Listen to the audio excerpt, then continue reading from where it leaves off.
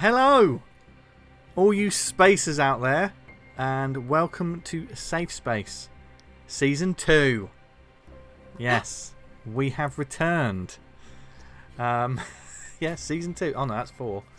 For those who haven't watched the show before, this is a tabletop role-playing show utilising the Mothership game system from Tuesday Night Games. My name is Vince Hunt, and I'm the Warden / Games Master for the day, for the evening, whenever you're watching this. And I'm very pleased to be joined by 4 awesome players who are ready to roll some dice and try to survive on the edges of space. Players, who are you, and who will you be playing?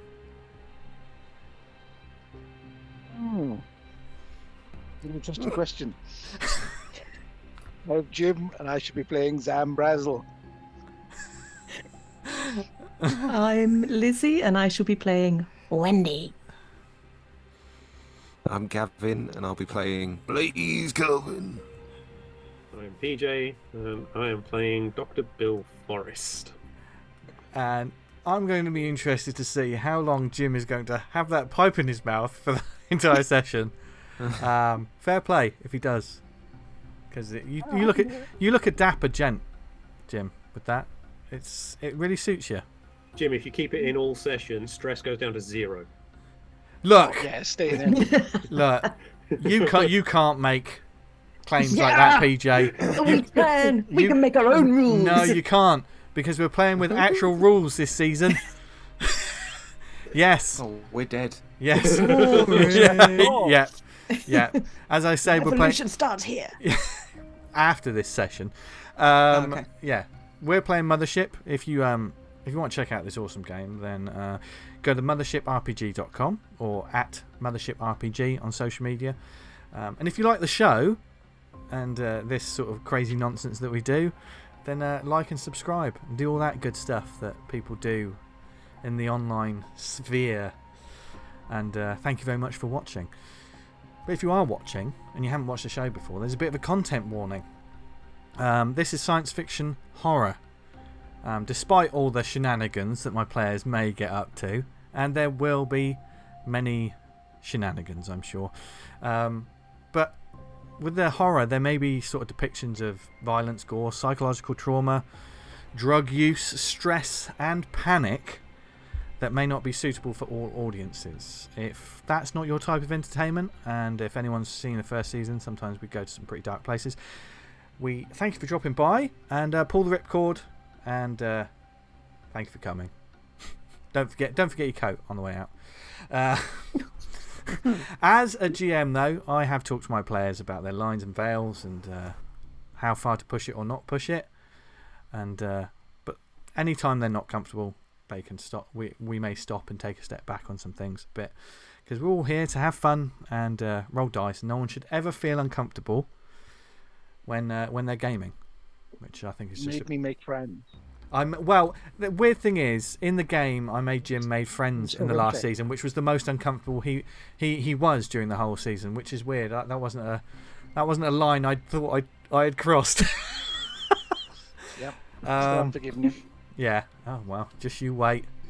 You'll probably have a birthday party by the end of tonight. With that said, all these wonderful players are along for the ride, and we hope you are too. So the players have got their refreshments, their character sheets. This is our first session of Season 2. So we're going to be almost relearning some things as well. And you may even hear talk of a new stat that the players will be rolling on.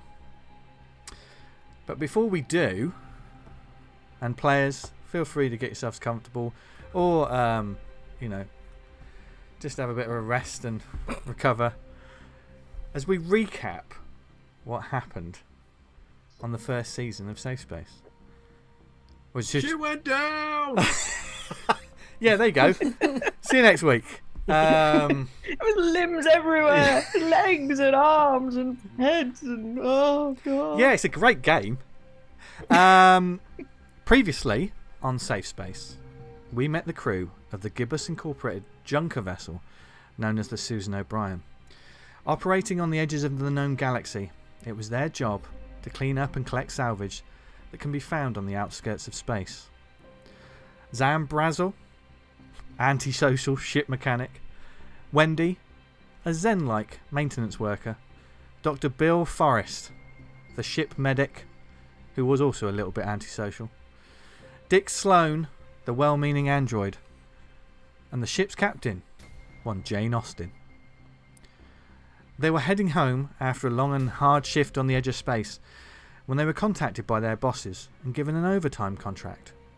One to find an intergalactic cruise liner named the Icarus and fix a communication issue it was currently experiencing. It meant a big bonus for only a few more weeks in the black. The ship began its journey, and not long after they started, suffered a collision that damaged its hyperdrive jump quite badly, meaning they would have to repair it before they could eventually make the trip home. First, they reached Echo 237, a disused satellite relay station that was supposed to be an easy extra job for salvage. However, they found it partially destroyed when they got there, and after a brief investigation into what could be salvaged, also discovered that it housed a group of hideous techno-organic monstrosities.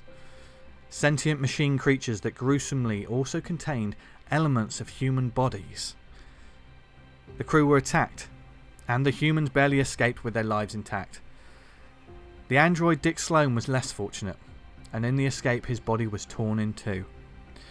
His systems were backed up, but unfortunately his body was damaged beyond repair, and so he was switched off and put into storage.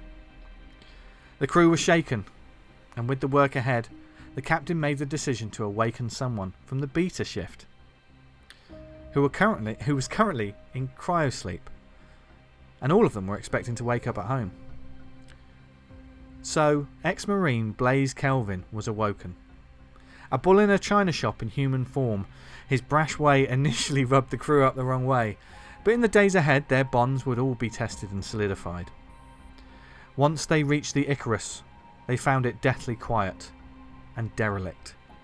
Whilst the captain stayed aboard to keep the O'Brien in place as the cruise ship kept moving, the party moved further inwards, trying to figure out what was happening. They encountered no living soul aboard. But there were androids malfunctioning all over the place in different ways. Encountering some that weren't trying to kill them, they discovered that after the ship made its hyperdrive jump, things began to go south. The crew, the human crew, and the guests began getting ill, and the synthetics aboard began acting erratically, started even hearing things. They were led to the captain's office by the ship's navigator Kel, who unfortunately became victim to the captain himself, and was revealed to now be a mutated monster of flesh and metal. After a brutal and gore-filled struggle, the crew, namely Dr. Forrest, finally killed it with acid. They ventured further onwards, searching for possible survivors, and after meeting another service android named Hutch, who was woken up a little after the hyperdrive jump and seemed to be suffering less than the others, he led them to the cryo bay where they found a group of sleeping and seemingly unharmed human survivors. They managed to wake them before the ship sprung to life, and vast hideous appendages rose from the bowels of the vessel and attacked. The android was destroyed, but the crew managed to escape and brought the survivors with them in their rush to escape the ship. In a tense moment, they almost lost another one of their own to the void of space, but the crew narrowly escaped and the ship left the monstrous cruise ship in its wake. After some recovery time and getting to know the three survivors, survival plans were hashed out, and eventually they made their way to a mining colony on the planet Cassius Prime. It was a welcome respite from the rigours of open space. The crew were on solid ground and had a chance to rest and recover. It did not go without incident. A bar fight led to an invite to an underground fight club, and a dark discovery from a recovered data tape from Echo 237 led to a horrific reveal. A signal was sent out, and the Icarus had heard it. Now aware of their location, the monstrous ship had begun making its way towards the planet itself. Not knowing how much time they had, the crew had to do something. Using connections made in the short amount of time they were on Prime, and a black market dealer, they secretly set up a colony transport ship as bait to lure the Icarus away. Before they could do so, however, they were ambushed by a group of disgruntled and violent colony workers, and a bloody fight ensued, one that ended with the aggressors dead and Wendy with a severed arm. As Dr. Forrest rushed to save Wendy's life, the rest of the crew continued with the plan. And with the help of a mysterious new acquaintance named Rico, the transport cruiser was sent off to lure the monstrous ship away, and in doing so, saving an entire colony of people who were completely unaware of the fate that might have awaited them. And so, the group was snuck back into the settlement and reunited with the survivors of the Icarus and their captain. And all they had to do now was wait for the Gibbous Incorporated repair crew to arrive and fix their ship so that they could get home. And that was where we left the crew on Season 1.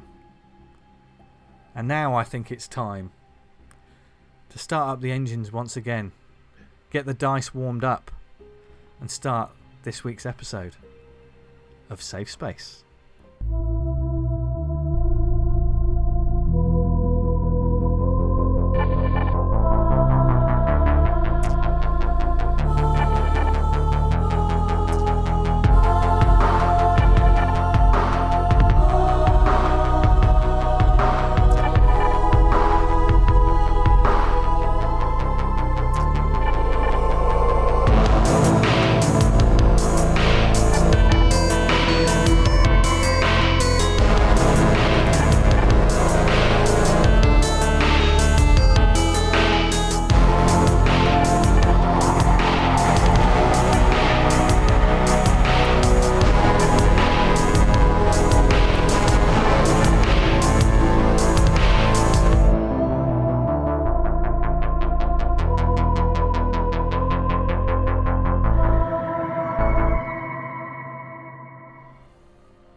All is black. We hear the sounds of swirling winds on an open plain. We smash cut to a dusty and rocky landscape, devoid of any vegetation and looking pretty like no one lives there. It's a wasteland. That is apart from the large structure that is embedded into the rock. Backed against a large crater, it's made up of several large domes constructed from thick metal and attached with tunnels leading to each. We see the name of this place: Cassius Prime Mining Colony. And the beginning bars of Johnny Cash's Folsom Prison Blues begin. We cut to the interior of a spit and sawdust looking bar. It's a busy night, and the place is made up of a variety of different characters, talking, laughing, blowing off steam after a long day. We cut to colony workers and administrators moving through corridors, doing the day-to-day running and admin of the Explore mining facility. We see the large corporate logo as they pass by it, and it looks kind of like one of those points on a sat-nav map when you're trying to find your destination, but with a thick chunky X at the top. We cut back to the bar. Cards are being played and raucous conversation is taking place. Alcohol is imbibed. Individual credits and IOUs, etc. are being placed as these card games are being played. We cut once again to a monorail moving along a line, transporting a packed carriage of miners heading out for another day's work. The train pulls up, and silently they begin heading towards the vast elevators that will take them to their shift further into the crater. The doors shut, and as the train heads off, we can see a patch of scrubbed away graffiti on the wall of the tunnel. Cut to the bar as a bartender lines up a group of drinks and places them on a metallic tray. Soon a waitress picks them up and begins winding their way back across the bar itself. We cut once again. People moving from place to place in a large hub of the colony's living complex, grabbing food, socialising, and the day-to-day activities of living survival on a mining colony or on a planet that's on the very edges of known space. Occasionally, as they're moving about, some stop to spend a moment next to a memorial for lost colleagues. Back at the bar, the waitress continues to wind her way through the crowd, heading towards a table. She stops at one point, her attention grabbed by someone on a side table, and she cusses them out with some colourful language that I can't use on this channel. And she continues heading to her destination. We cut to a vast biodome in the centre of this living complex, acting as both a scene of lush greenery in the most unexpected place and a prosperous garden providing a supply of sustainable food. Within it, we see lines of different vegetables and fruit trees and figures in sort of pale, almost looks like hazmat suits, but not so severe, working along the lines and making sure that everything is tended to. One of the figures working in the garden looks up to someone on the social complex level. It's a female in an administrator's sort of uniform. And she looks down at the figure, notices them, smiles, and then signs a heart towards them. This hazmat figure pauses for a second, looking up, puts down the gardening equipment they have, looks up, and then signs back. The woman smiles and then moves on, and the figure goes back to their work. Cut to the bar once more. The music loud, the atmosphere jovial. It's a good night. And the waitress eventually, with a tray of drinks, reaches a table where a group of familiar faces are sat there awaiting their order. We see an older woman in her late 50s, Captain Austin, sat there looking pretty relaxed, and she is very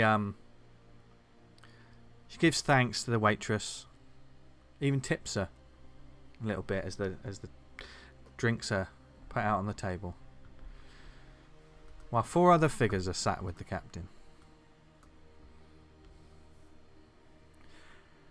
ZAM, Wendy, Blaze, and Dr. Forrest. You are sat in which bar for the first question of season 2? Which bar are you in? I can't believe that's the first question either. Wow. I feel like it'd be wherever Captain took us. Yeah. This is probably McCready's. McCready's? Yeah, That's McCready's. It's the one. That's not the dancing on the chairs one. No. Okay. No. Not That's less cocktails and karaoke. McCready's is more whiskey, bourbon, and sawdust. Yeah. And it has been a couple of days since the events of last season, so the crew had time to recover a little bit. Before we start though, can I get a D100 roll from all my players, please?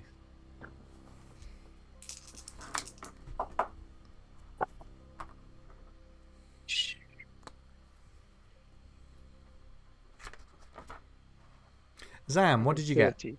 You got a 30. 30. Wendy? I'm kind of hoping they changed the rules of Mothership and that high numbers are really good now. 93. Ooh. You die. Blaze? 36. And Doc? 71. Thank you. How many drinks we've each had? Wendy's doing well. How many stitches we've each got. Okay, so while sat in McCready's, there was absolutely no. You don't worry about your stress. That doesn't add to anything. There was no failure or success on that. Just to let you Tell know. us not to worry. But as it has been a few days, and the crew over these past few days, we'll get into what the crew were kind of doing in a moment as a little catch up.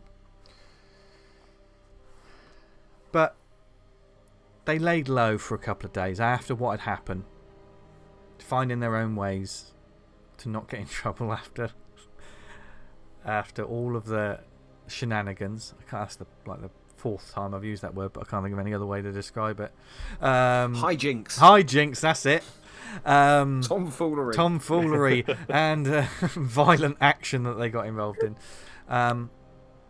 They've been trying to sort of rest, and so we'll do a little bit of housekeeping to start off season 2 and this session. The crew are now all back at maximum health after their rest. Wendy, of course, has been quite seriously injured, and that may be a lingering injury, despite the fantastic work that Doc Forrest did. However, what stress levels do we currently have at the moment, gang? Zam? 9. 9.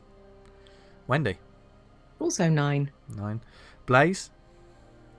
10. 10. And Doc? 12. Okay. We're just going to... this is going to be sort of an impromptu shore leave to relieve some of that stress before we start off. And the way that they do this in Mothership, you can make a sanity save before I get you to roll. And just to sort of remind our lovely viewers and listeners, this is also possibly a chance, after everything they've been through, to convert some of this stress into experience, and in its own way levelling up the players.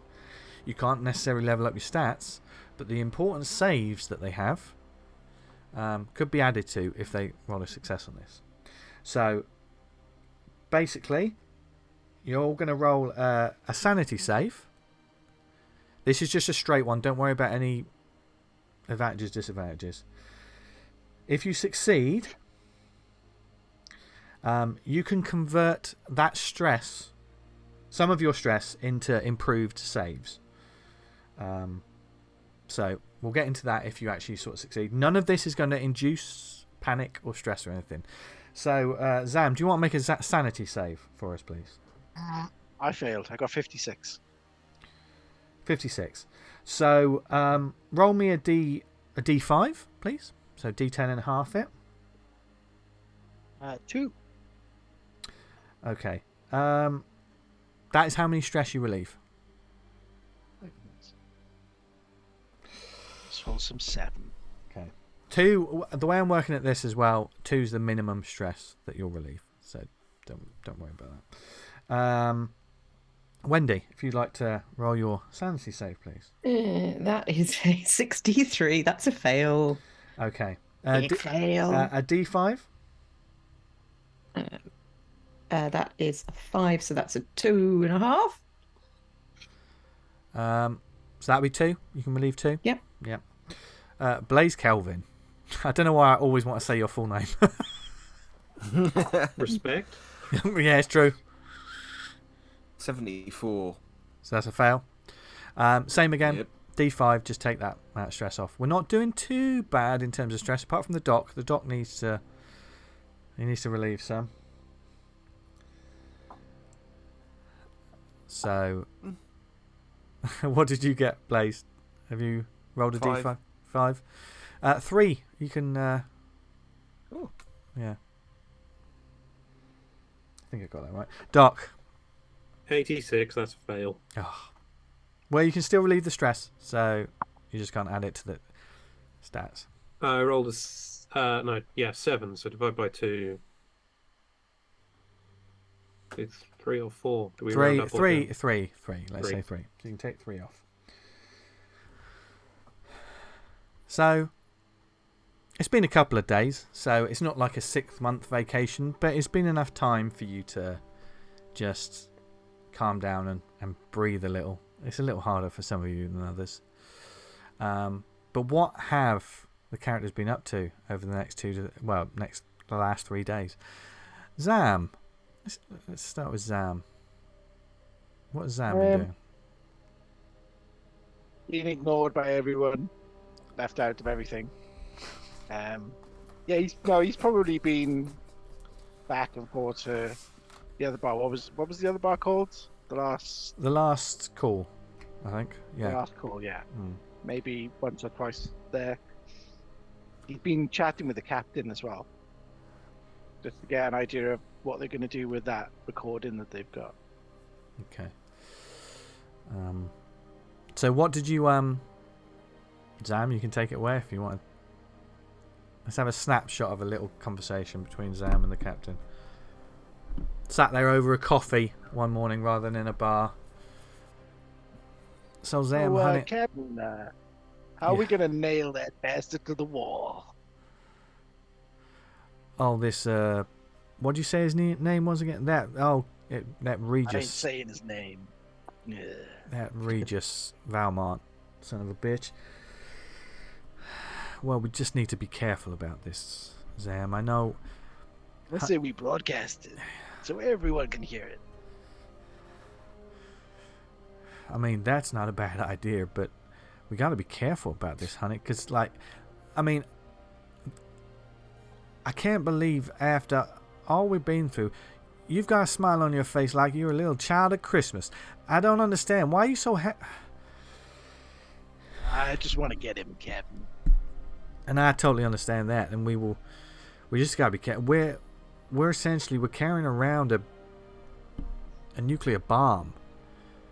We have to be careful with this, Sam. But perhaps when we get back to core space, we could I don't know anyone. How do you mean broadcast? Like what? Like TV? I say we send it to everybody we can over every possible communication method. We don't know who we can trust to tell all this. It's true. Well, we can't trust anyone, Zam.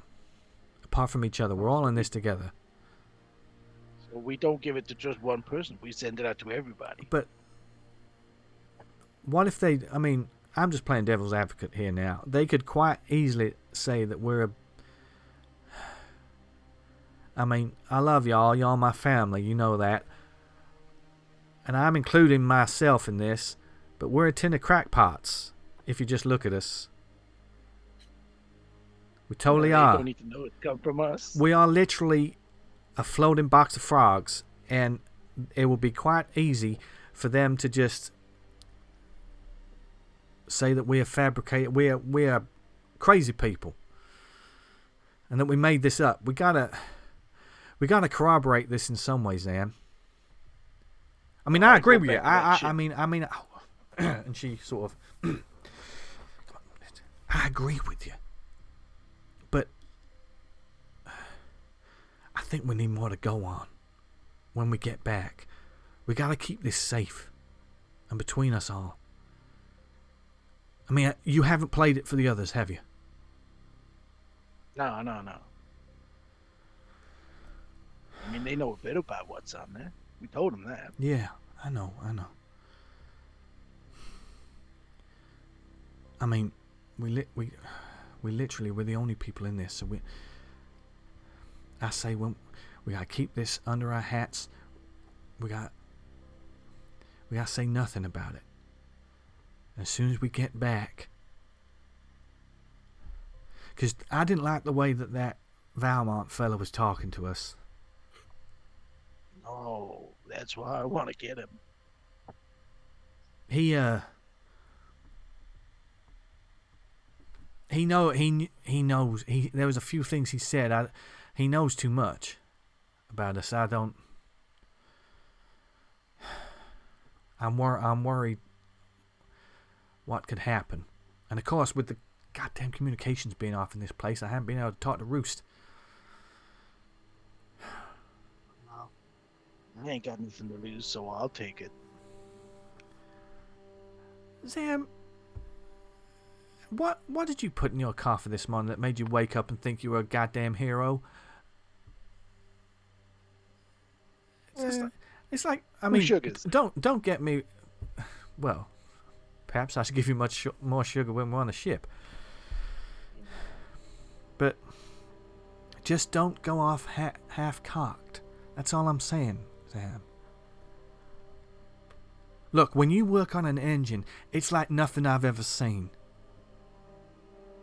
You're like the doc. You're like a surgeon. That's why I've got you on my ship, because there's no one that knows engines like you.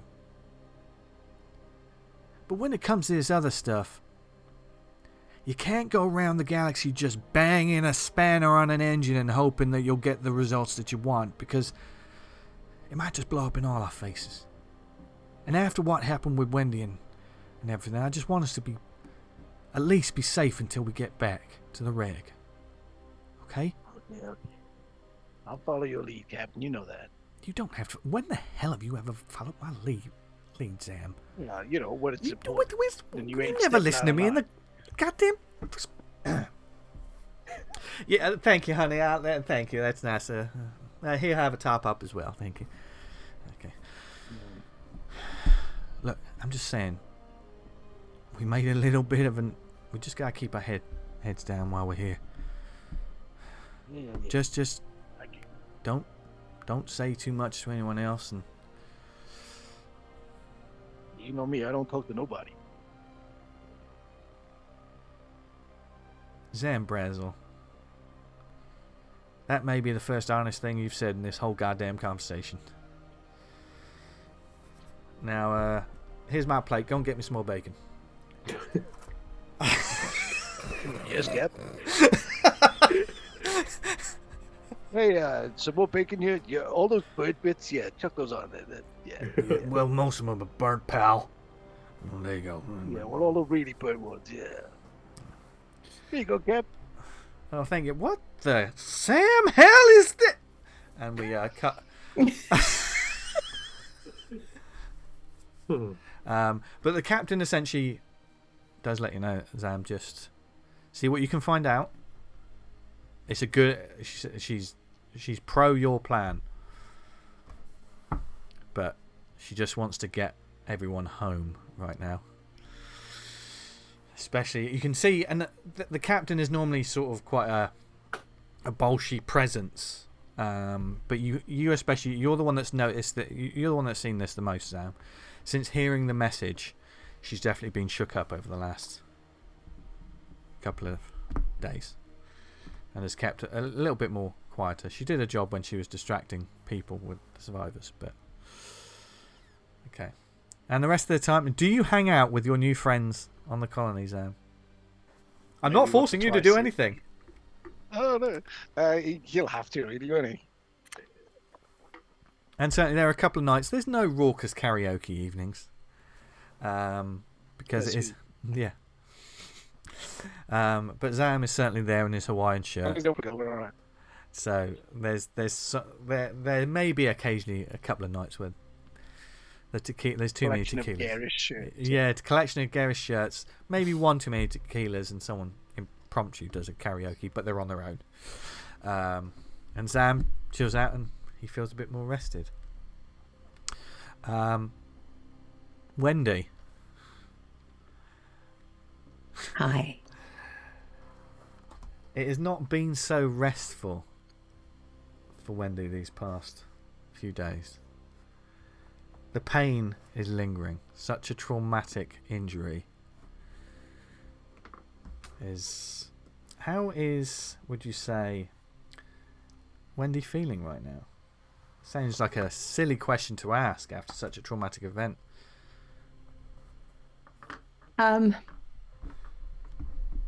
She is a little shaken and doing her best not to reveal how shaken she is by mostly avoiding people. Yeah. So as we pick up, before we get to this scene in the bar. Is this kind of the first time that Wendy's really decided to socialise with anyone?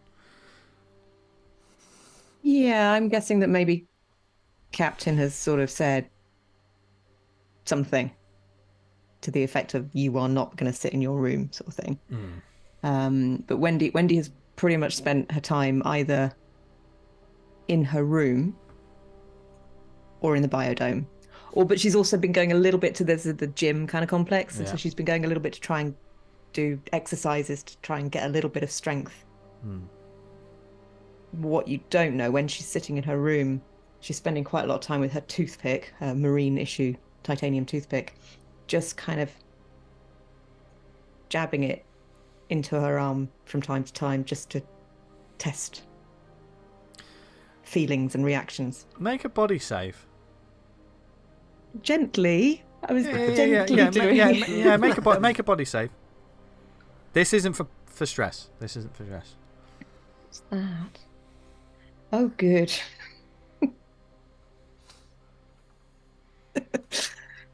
So a 99 then. Wendy kills herself accidentally with her toothpick. Oh no. The roll is the roll. I didn't expect. Expect. It's the purple dice that were really good last season. Welcome to season 2. Their debut, and they've betrayed me. Welcome to season 2.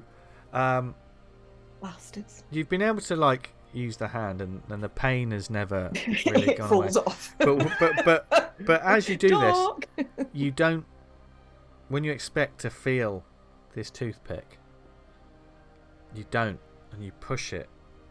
There's a moment where you push it, and it actually sort of digs into the back of the skin, and you should feel that.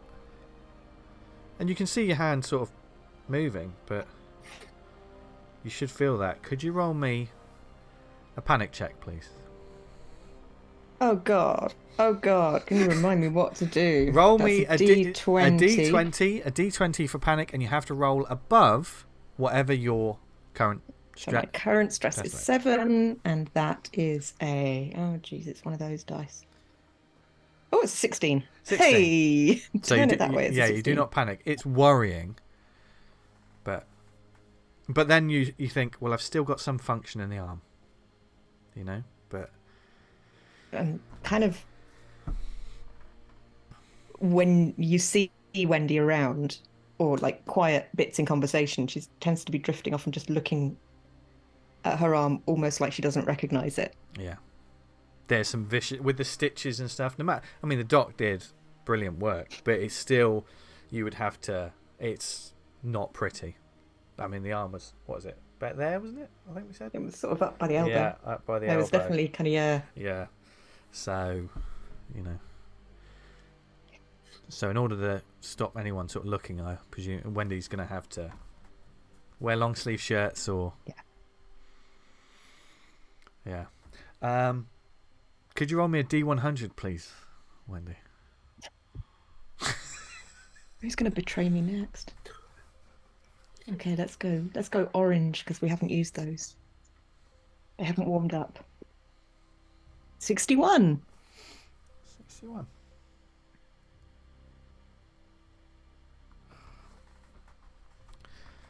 The nightmares have come back. Different this time. Always with a strange flavour to them. But the nights have not been restful whatsoever. And the most recent one that left you waking up in a cold sweat is you're there on an open,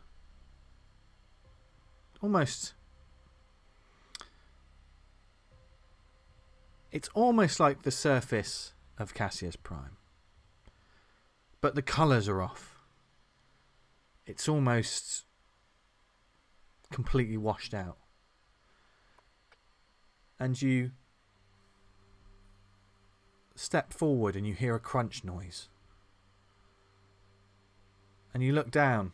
You at first you look at your the injured arm, and it's there. But when you look at the hand, you see it clothed in tactical. It's a glove, tactical armour that you recognise all too well. And you step forward and you wince. You start to feel pain. Pain in the way that people do when they're having a dream or a nightmare. And you're just wondering, and you look down at your feet and you're barefoot. From the calf downwards, you're barefoot. And you can see that you're stepping on shards and shards of broken glass. And what you thought was a deserted landscape is in fact littered with smashed glass ahead of you.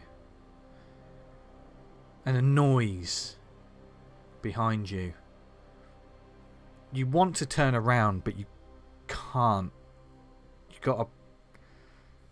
There's that. Do you want to look back? But something bad is behind you. What do you do, Wendy?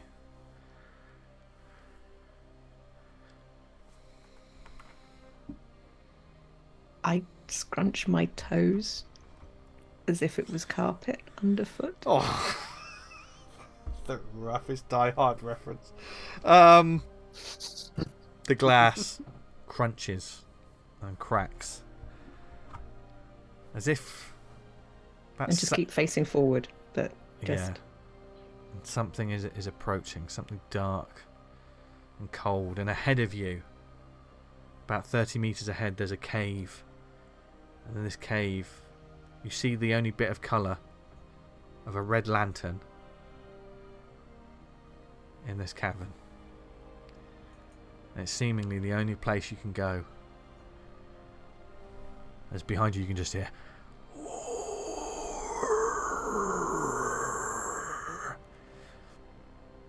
What do you do? So my choices are go into the scary cave with the red lantern or turn around and see the horrid monster.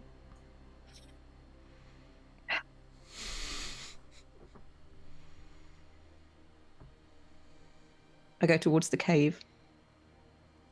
You start moving slowly at first, the agony of the glass, and then you just begin picking up speed as you hear this, as the noise gets closer behind you, ever gaining, and before you know it, you're sprinting as fast as you can towards this cave. And you make a last-ditch effort to dive into the cave when it feels like something... It didn't grab you, but there was the sense of something was almost there, and you had just avoided it. And as you reach the darkness of the cave, you wake up in a cold sweat, and your feet are tingling. Possibly with one of those like full body sort of Yeah. things of jumping and falling. And one of the first things you notice is the pain in your arm again. And that's how you know. That's as uncomfortable as it is, it's a reminder that this is the real world. Blaze Kelvin. Hello. What's Blaze Kelvin been doing these past couple of days? He seemed so cheerful just then. Hello. He was, but then he had to think. And, Not his forte. no, it's always something too serious if he has to think. So something's wrong. I would say he's tried to keep an eye on Wendy, but assumes something's wrong because she's been keeping to herself. Yeah, and there is moments where you've seen her just sort of. She's spending a bit more time around the sort of viewing platforms near the biodome. Just having that zen moment. I don't want to interrupt that. Yeah. Let her. She'll work her way through it. She's a Marine. Yeah. You still have not had any sign of Banjo Flanagan. I was just about to ask. It's like, still keeping an eye out for him. Yeah. Okay, no banjo. Which is odd because, like, even some of the characters you recognise some people when you had the underground fight. You see some of those people milling around. They just sort of give you a look and then go about their day-to-day business. It's almost like Banjo's the only one that's that and the other figures that you met on the surface of Cassius Prime, but that's I wouldn't say I'm actively looking for him. Yeah, just sort of keeping an eye out for him. Yeah. And I don't know. Ask Captain. Have we heard anything? Right. When are we getting picked up? Or good bits getting dropped off to fix our ship? Yeah. And anything about our plan? Has there been an explosion in space or any sort of communication? Yeah. Talking to the captain, she lets you know that she hasn't heard anything about an explosion in space. The gibbous guys are scheduled to arrive in the next couple of days, probably about 2 or 3 days. She does let you know that even when they arrive, it's going to take another couple of days to fix up the hyperdrive coils. So it's probably some crew that you used to know. She doesn't know who the crew is, but she knows it's going to take a little while. But then once that's done, her plan is we are booking it. We are starting the engines and we're leaving. Are we going straight home? The way unless you suggest anything otherwise, what would Blaze like to suggest? What do you mean? What do you mean, honey? You don't think we should head straight back?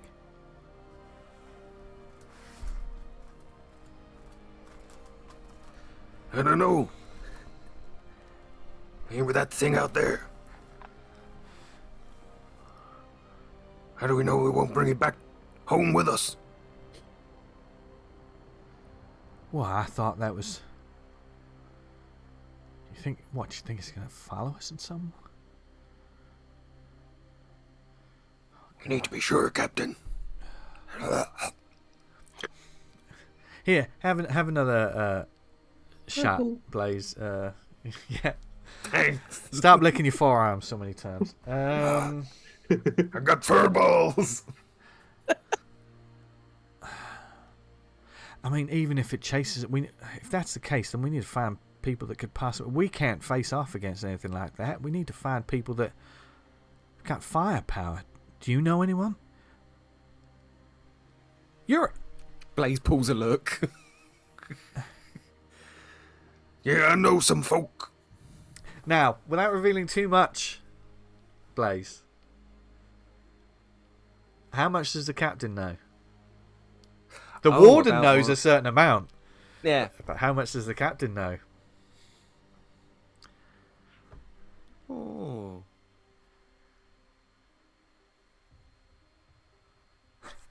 I think she just knows he's dishonourably discharged. Yeah. Yeah. Ex-military. No, yeah. but no questions, no lies type thing. Yeah. There must be some. You must have some contact somewhere, Zam. Perhaps. I mean, maybe. Even if it's not on the core, maybe it's on the rim. I know there's some people that work off the books and stuff, and up in Paradiso's dream, and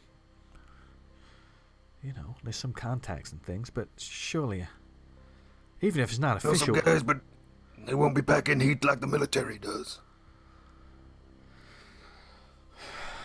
I'm not sure if you could convince those bigwigs about this thing.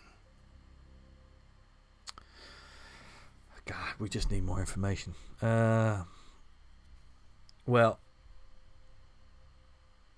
how's Wendy doing?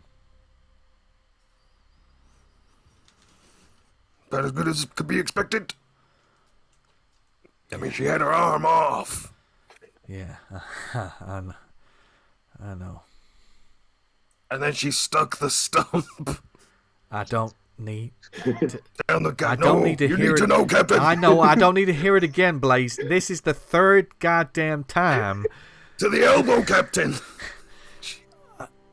I mean, I've seen some nasty machinery injuries in my time, and I've seen people get caught in engines, but I've never heard anything like what you said. I've been to war, Captain. I've seen nothing like that.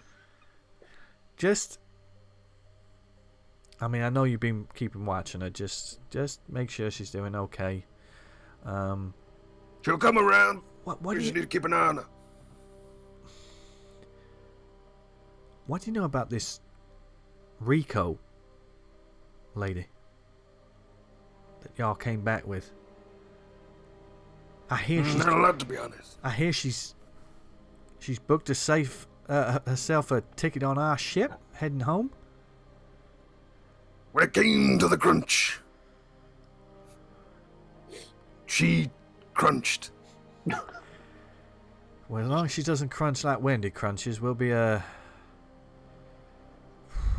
God damn it. I mean, Wendy's not even the worst anymore. You should have seen the doc behind the wheel. Yeah. I would say, Blaze, make sure he never gets his hands on the controls of my ship. Oh, he's getting nowhere near any cockpit anymore. The fuck? You're not there, PJ. I know. The man's a lunatic. No, he's not a lunatic. He's not a lunatic. He's a goddamn genius, and he must be blessed by the gods. The fact that he managed to stick Wendy's arm back on. We need to take care of that man, Yes, you just do. because if he can do things like that, well, he might. He's a just... talented man, but I would not let him drive me home. Oh no, God no. No. I don't care if he's driving an automatic. He ain't touching my goddamn ship. I wouldn't even trust him with a bicycle. Wow. Just nothing with any gears. That's all I say.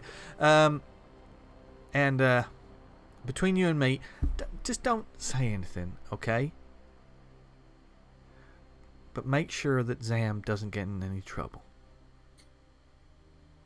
Oh yeah, Zam. He's all hopped up like a kid on candy. That guy. Since you came back, I think y'all. Have y'all been leaving him out of things again? It's not me, it's the Oh, other Blaze, two. God damn it! I'm new to this crew. I thought I was over looking after children ever since my daughters went to college, but my God. Sorry, Captain, I dropped the ball on that one.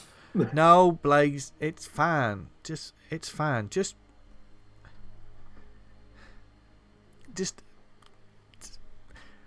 an olive branch. Just give him an olive branch.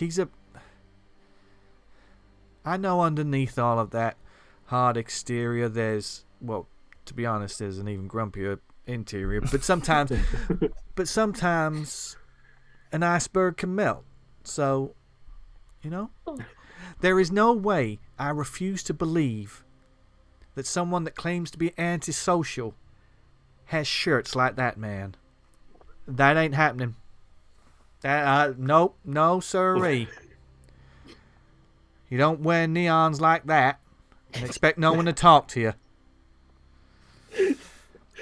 It's a sad cry for help, Captain. I know. And we all missed it. You don't wear day glow if you don't want to be seen. You know what I'm saying? That's why I like my So, khaki greens. But I know, which is why just keep an eye on ZAM, okay? Make sure he's all right. I mean, I've been trying to avert my gaze. It's so bright. But I know. I'll keep an eye. I know. I think next time, I think I need to organize some kind of. We need to all sit down and have a drink, just have a relaxed night. We're almost there. I think next couple of days, yeah. I'll talk to Wendy and I'll make sure she meets us. That's what we do. But for now, just keep doing whatever you do, Blaze. And yeah, when we get off this planet, we should discuss where we're going to go for some help, because I think we're going to need some. It's a knuckleball, Captain. Can crack either way. Lord have But yeah, mercy. we'll go find someone. Lord have mercy. I wish I knew what you were talking about most of the time, Blaze. Now, could you be a dar and get me some more bacon?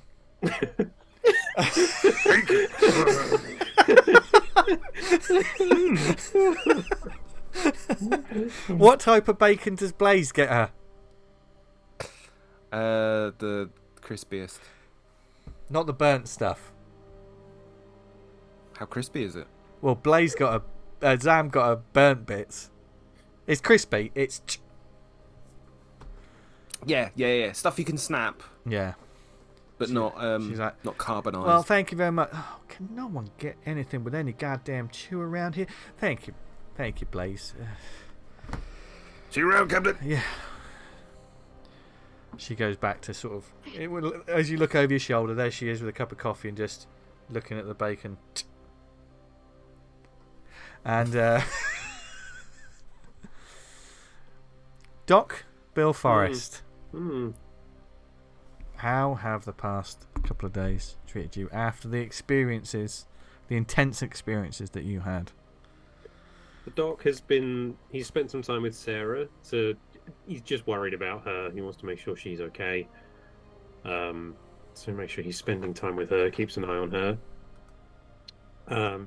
He's tried checking in on Wendy a couple of times, but my guess is she hasn't been particularly receptive.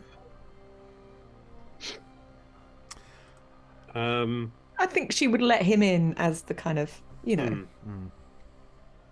After the person who did after the experience they shared, I guess, Wendy. shared experience, and you did do the work, so you know Yeah. you're liable if something goes wrong. It's from a healthcare point of view. But I'm also guessing that Wendy's not really forthcoming about the pain levels or the not feeling or jamming a toothpick into it. No. You know, I can only Pain's work fine. with what I'm given. Pain's fine. Nothing I can't cope with. Nothing I can't cope with. Doc, could you give me a social role, please? Oh, you prick. This will not involve... Before you have a go at me, PJ, why are you so quick to Sorry, you tell asked me to roll a dice. And I know, you're something bad's immediately gonna against me. happen. This will not induce stress. You are merely ascertaining and during one of these things. And social is a new stat block that we've added to this game. Mothership's a wonderful sort of game that says, you can... It's free to sort of tweak to your own individual games, and because it's a little more RP, we've added a social stat. We made those stats just before this session, actually, in the same way you would any other stat, but it's going to be handy for social situations or awareness or things like that. That's the kind of umbrella that we put this in. And in this particular instance, while the doc is making his assessment, which is... What did you get, BJ? 47, failure. The wound is healing as best it can. You are fully aware that this hand's not going to be what it once was, but you are unaware that Wendy is hiding any of her pain or anything like that. So.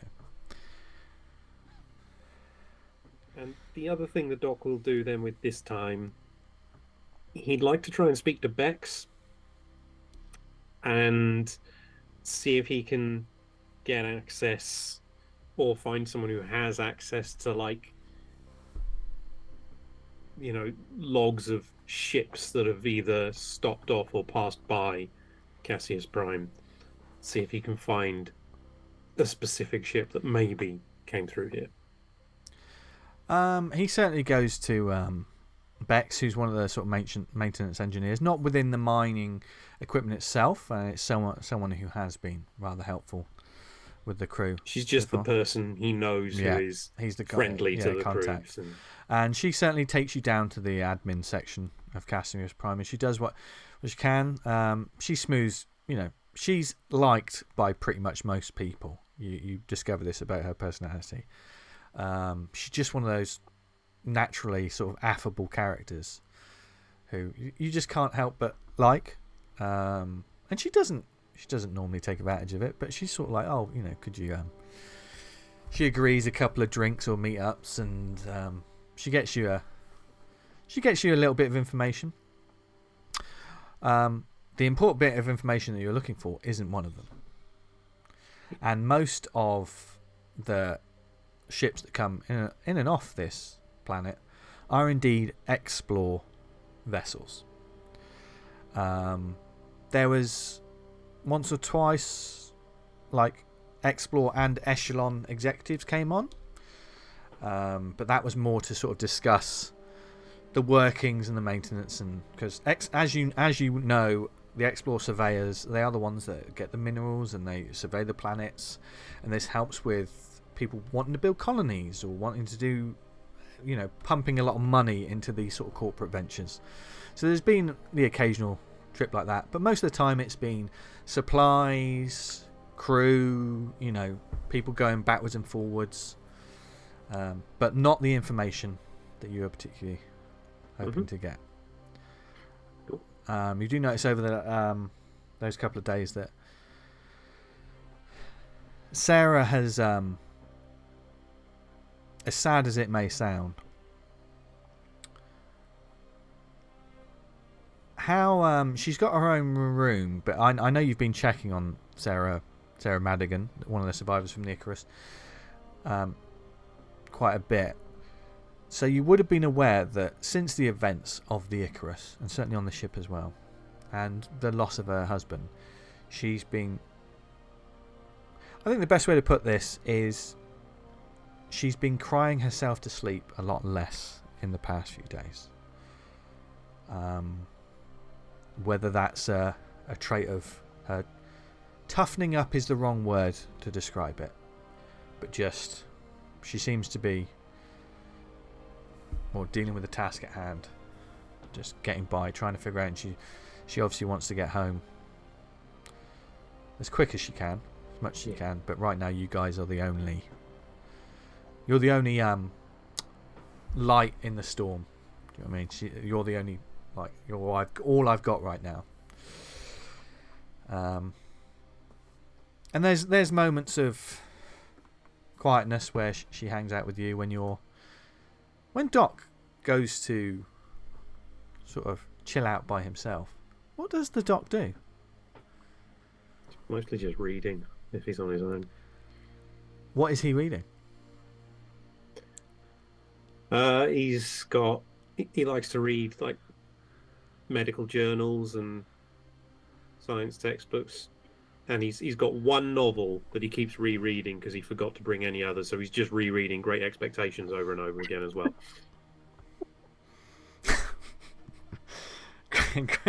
He doesn't even like it. Yeah. And is that in your sort of small quarters where you do that? Yeah. Then occasionally sort of Sarah comes by to sort of say hello, and she sits, you know, and you chat and just have a catch up, and you realise sometimes she's checking up on you as well as you think at first you thought, oh, I'm just making sure she's okay, but as the days go on you realise she seems to be acting a bit more like she wants to make sure that you're okay.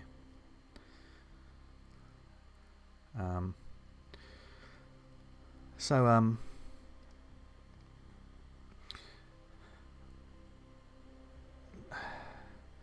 William, it's what are you going to do when we get back To Earth. to wherever? I didn't think you still had a place on Earth. Sorry, I'm sorry that came out insensitive. No, it's fine. I don't really. No. I will be speaking to the captain and arranging another journey out there.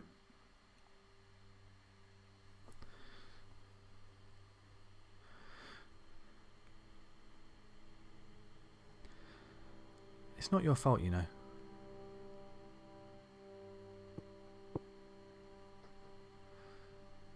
I know, I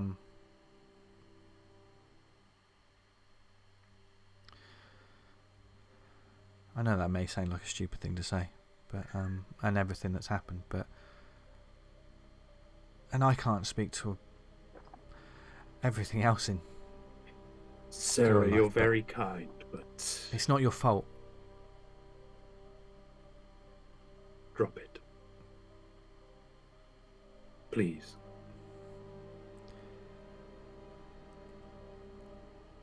I miss her too.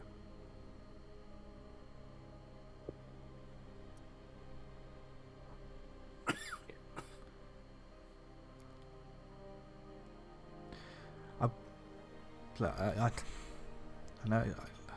I'm sorry if I made you uncomfortable. I just wanted to say that. Just. Yes, well. I know I never really spent much time with you before this past month or so. I was just that annoying kid from the other. Yes, you were. But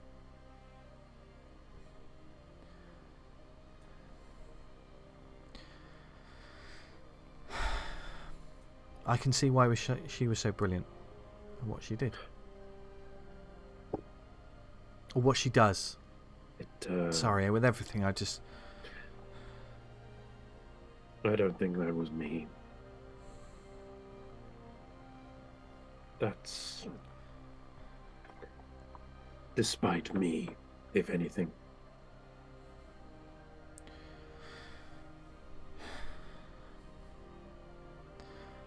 Well,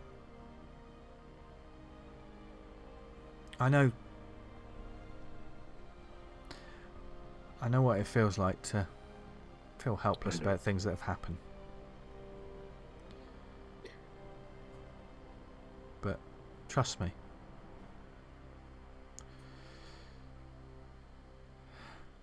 She's more like you than you think. For her sake, I hope that's not true. Well, you can hate yourself and drink yourself to the bottom of a bottle as much as you want. Good doctor, but I saw firsthand you saved your friend's life.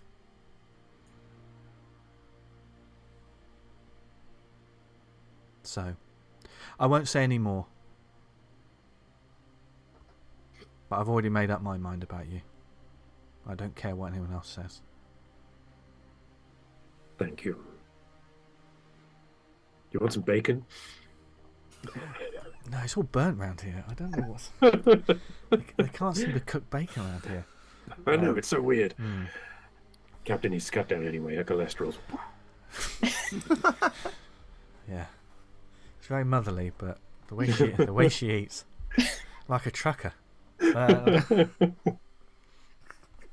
she leaves you to it as you pick up Great Expectations once again. And we pan out on the dock reading the book. We pan in on the dock, just staring at his drink, the glass in front of him. There's the words echoing in his head. You can drink yourself to the bottom of a bottle as much as you want, but I've made up my own mind. Just echo in your head as you're looking at the glass. Okay, so this round's on me, but I thought it was about time we just, we had a moment. We had a moment to ourselves. How we are doing, gang? And the captain just looks around at this group of people. What is Zam wearing? Hawaiian shirt, cargo shorts, short fat hairy legs. Zam, I thought I told you not to wear one of them. Why? I mean, I wanted us to have a nice, quiet conversation in this place, and I've seen 4 people. Look at that. Since we've been sat here. Okay. Anyway, I think we just need to lay low, just take it easy. I've got a couple of things that I need to fix up before we go, but we're all ready to make a move.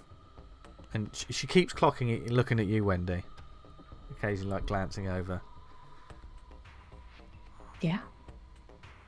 2 days, 3 days. 2 days. I don't know who's going to be coming to fix it, but hey, if it's the jump coils, it's going to be someone that knows their stuff. So please, Zam, don't just play nice, okay?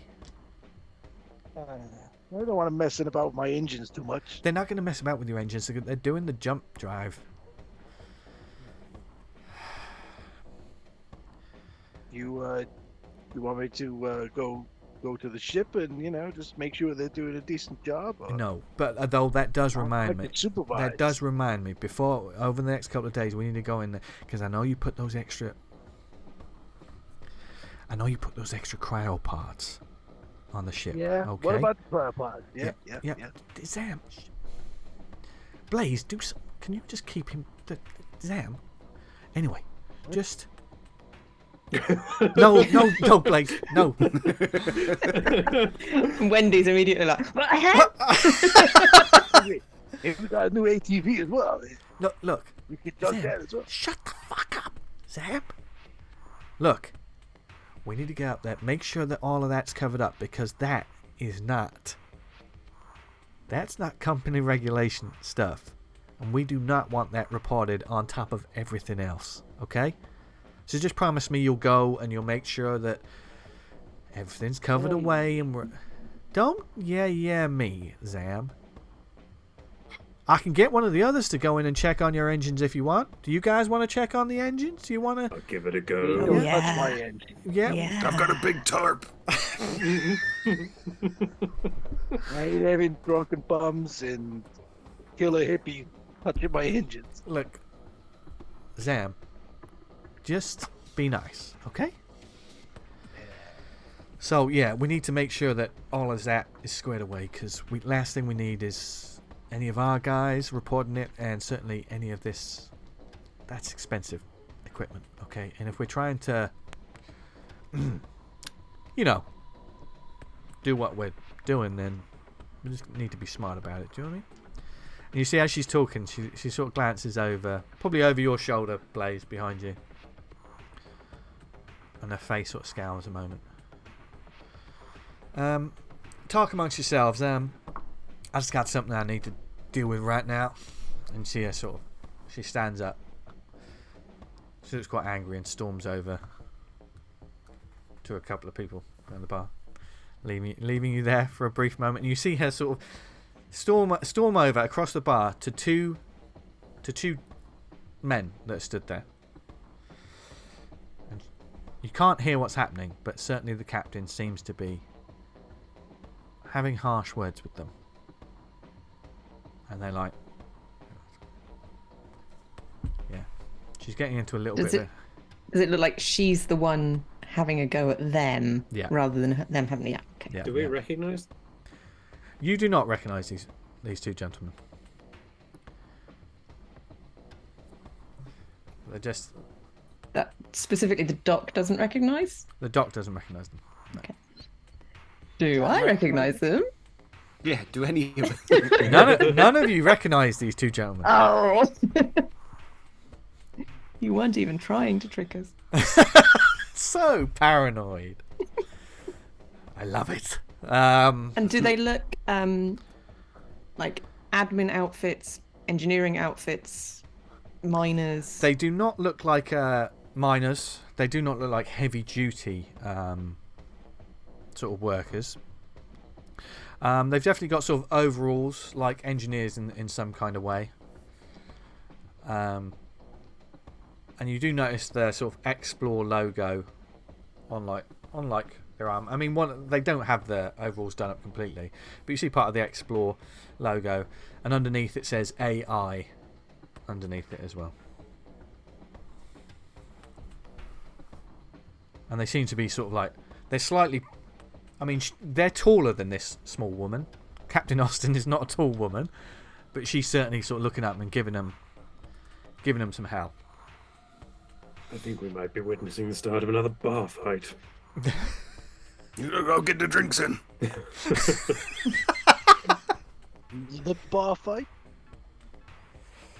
Yes, there was a bar fight. Wendy kicked the shit out of... Well, you met them. They're dead now. Gee. I slink up You mean behind Doc. those guys that were going to jump us? Yes, those guys. You picked all those guys off and then they came after us?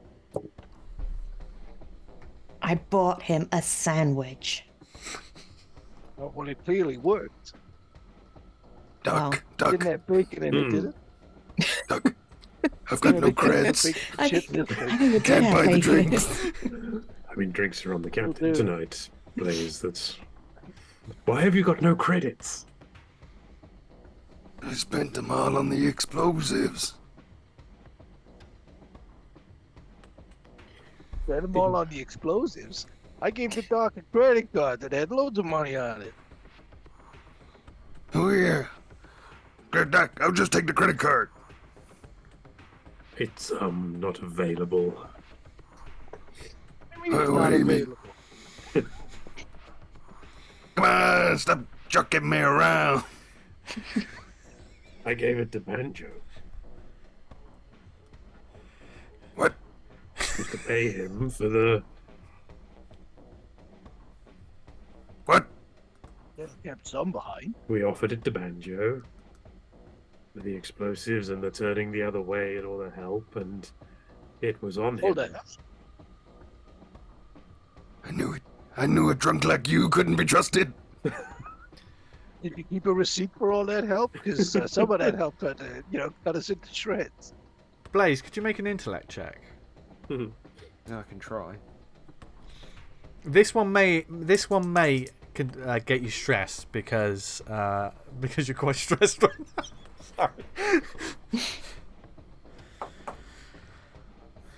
Dick Brazel. 52 fail. 52 fail. Then you don't remember, and you're quite upset about this.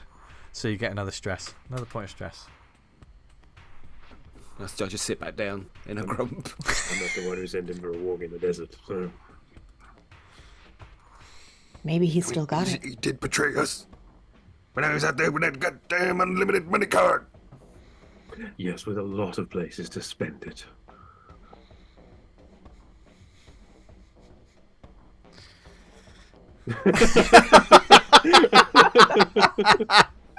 Oh, we're just going to sit in stony-faced silence now. And as you do so, you see the captain is you see her sort of holding up, like as she's sort of giving these guys sort of what for. She holds up her sort of credit card, and the way that credits work in this world. It's the first time I've told the players this, but this isn't this isn't like coins. You know, it's not like coins that you essentially have just in a bag of holding or something like that. But everyone has like a sort of a credit card, but not like as in like a Visa or something like that. This is like an electronic device where you can just scan it, spend it, and yes, some people can get some expensive sort of cards with different locks on them. But there has been times where you can pick up cards that just have like 25 credits on them, or it's just pocket change. But it's all done in, as long as you've got this card with you, you've got spending money, and then you can top it up and etc. etc.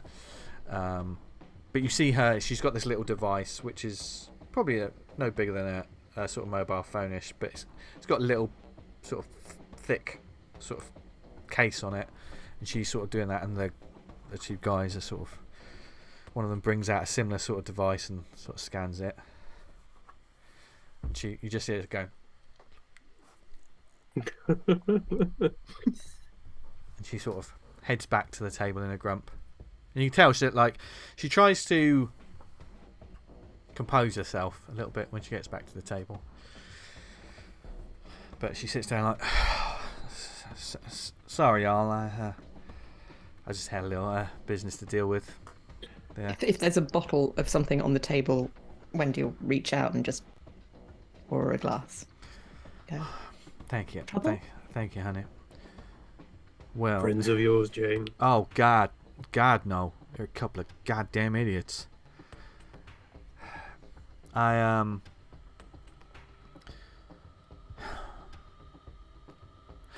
I wanted to get Dick's the unit. I know we did not have much of it left, but I wanted to get it fixed.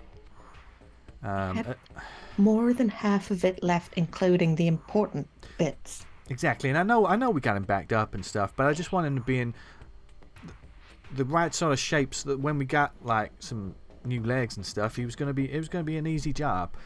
So I just, those fucking nincompoops, I just did a little bit, I just gave them a little bit of extra work to do. So well, long story short, they've lost him. I'm sorry, they've lost an android that has no legs. Mm-hmm. Didn't really hire the brightest there, did you? They apparently listen. So you're saying Dick is missing? No, We are missing no, Dick. No, we've still got Dick. We're not going anywhere without Dick. Don't worry about that, Wendy, honey.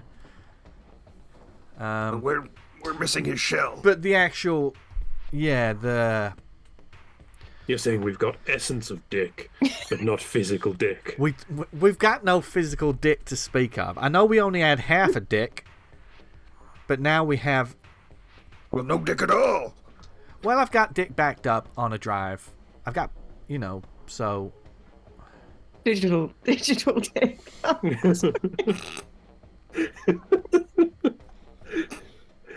Gavin's fault. Because Dick is no good unless you back up.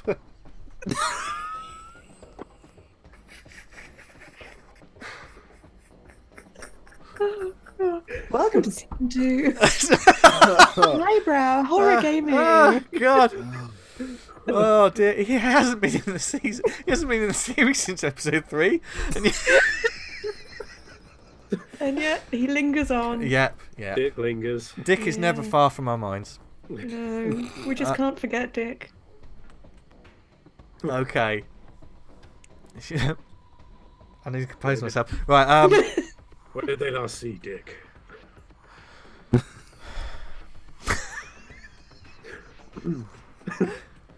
Well, as far. Well, some goddamn story they gave me. I took the unit over there. Oh God. You know when you try and use a different word.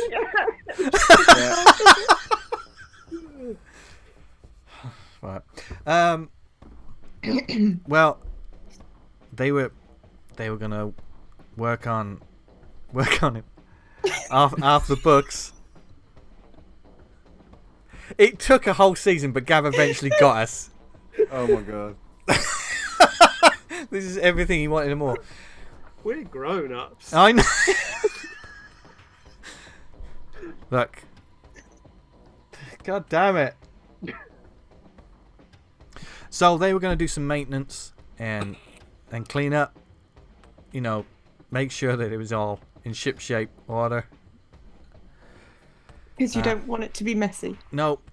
Nope. Nope. You don't encourage me, Lizzie. Don't, because I will. But they went out and apparently they came back and he was gone. They think God, and she puts her head in her hands. They think they just fucking recycled him. They think they've just put him in the garbage dump. They denied all responsibility of it, but they think that other people had just saw that mess and decided it was one of their old androids and just threw it away. Well, where's the recycling center?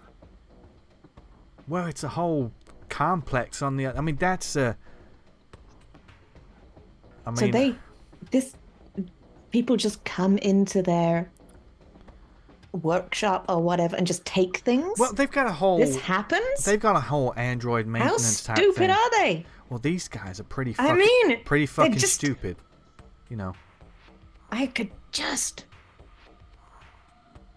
I mean, they say there were tools and things missing that they got blamed for, which was none of their business either. And I have no idea what they're talking about. I wouldn't be surprised if they just lost them themselves. Anyway, I got my money back, and it just means it's going to cost some more credits when. See if I can find them a new body. It won't be the same. Dick will be different. Nope. Yeah. Yeah. I don't like this. I'm going to the recycling center. You can't just walk into the recycling center, Blaze. We can't just go walking around this place like we own it. They've got our dick. Sometimes you just need to let go. I'm never letting go of my dick. And that's something that you really have to deal with. And we'll pick up this in 5 minutes. Because this is just going to go downhill. Welcome to Season 2. We're going to have a break, compose ourselves, and come back to see what else is happening on Cassius Prime. No, this is Lots it. of dicks. This is it. This is the Dick's story we happening. want to do. A quest for Dick. The dick arc. Bye, everyone.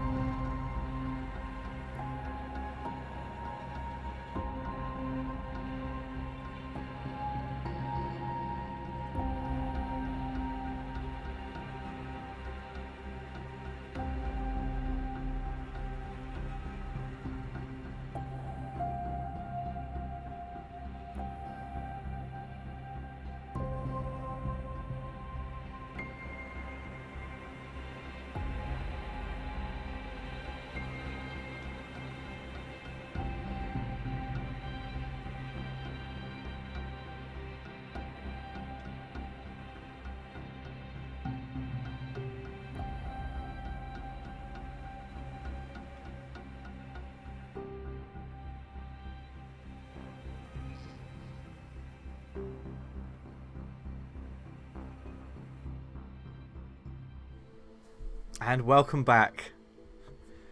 It hasn't been a mature 5 minutes that we've just had, but this is highbrow entertainment. Yes, and so we pick up.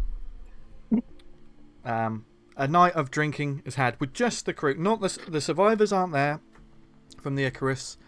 There's no. This is one of the first real nights that you've all had. Just the basic crew of the Susan O'Brien in one place. And after the captain calms down a bit more, how does the rest of the evening go? You're all in certain different states right now. What do you want to do? Do you want to do anything for the rest of this night, or we can just head on to the next day and see what? I'd like to talk about Dick some more. I think I'm still going to be pushing to go rescue him. Yeah. No, I think we are. I think we'd need to come up with, like, maybe we say well, let's try and speak to someone. Bex, she's the only person who likes us, and see if she can get us a lead on where Dick might be.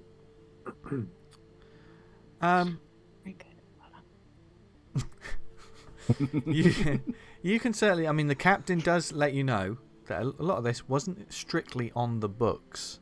Well, what the fuck did we do is? Because the guys that were working, they're only supposed to work on the amalgamated interests androids that work upon this station, of which you do realise that you haven't seen any androids really in the living complex, and since you've been here, there's no real synthetics, certainly in the social complex. You maybe briefly might have seen one wandering around if you've been to admin, but there would have been nothing particularly noticeable about them. And these guys were doing, basically, they agreed. She asked about, can someone help fix this? They said, we can do it. Looked over their shoulder, we can do it, just give us a bit of money. And they were going to do it without their superiors knowing. So when they came back and the torso was gone, they didn't really ask about it. They didn't really say too much. They very much were like, oh yeah, it must have just been an old model. But certainly if you want to, after this conversation, you can find Bex as she finishes off one of her shifts. And do you want to just tell her everything? I think we'll ask her to keep it to herself. Don't want to get the captain in trouble. Then we will tell her what's happened and see if she has any idea where we might be able to find him.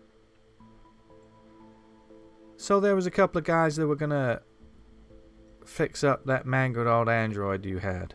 Sometimes our captain makes terrible decisions. Well, she does seem like quite a passionate woman, but I'll see what I can do. But you think they just, if it's at the dump, then I mean, there's a lot of that's needle in a haystack stuff. I don't know what I'll see what I can find out, but I know one thing's for certain: there's no way any of you are going to get there without some sort of clearance from on high, and even I can't manage that. I think we'd rather not draw that sort of attention to ourselves either. Anything you can do, thank you. So how? Okay, so how much do you want me to ask? Because these sort of questions are going to draw attention.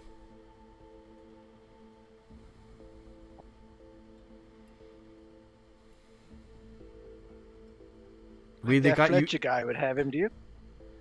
Fletch? Oh no, he's too busy tinkering with some mini radar or something. I'd know if he had half an android stashed away. I'd know.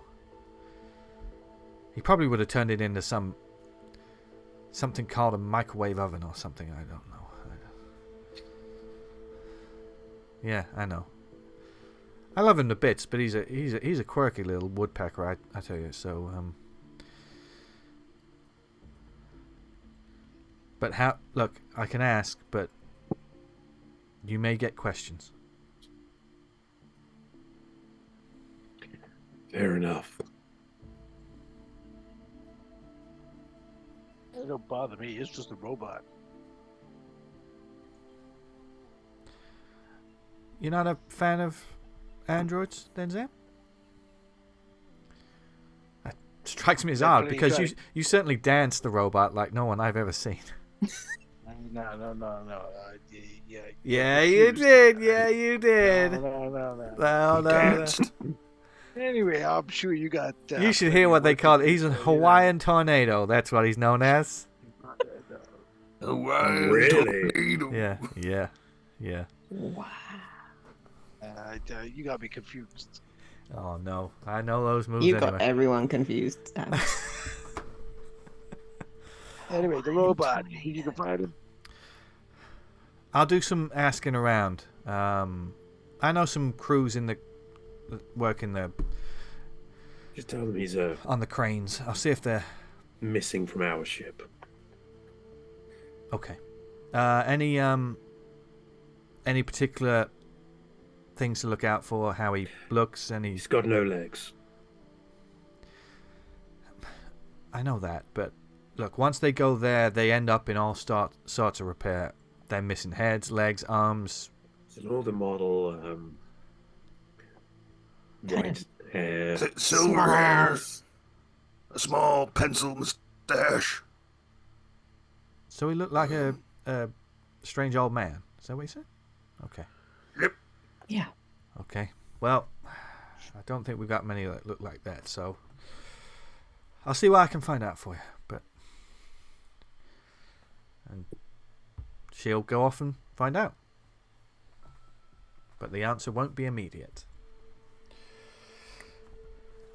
And the evening, you managed to catch her before she goes on one of her shifts, so she can do it. She can possibly ask that evening. But the evening passes. So Zam, the Hawaiian tornado. Yeah, shut up.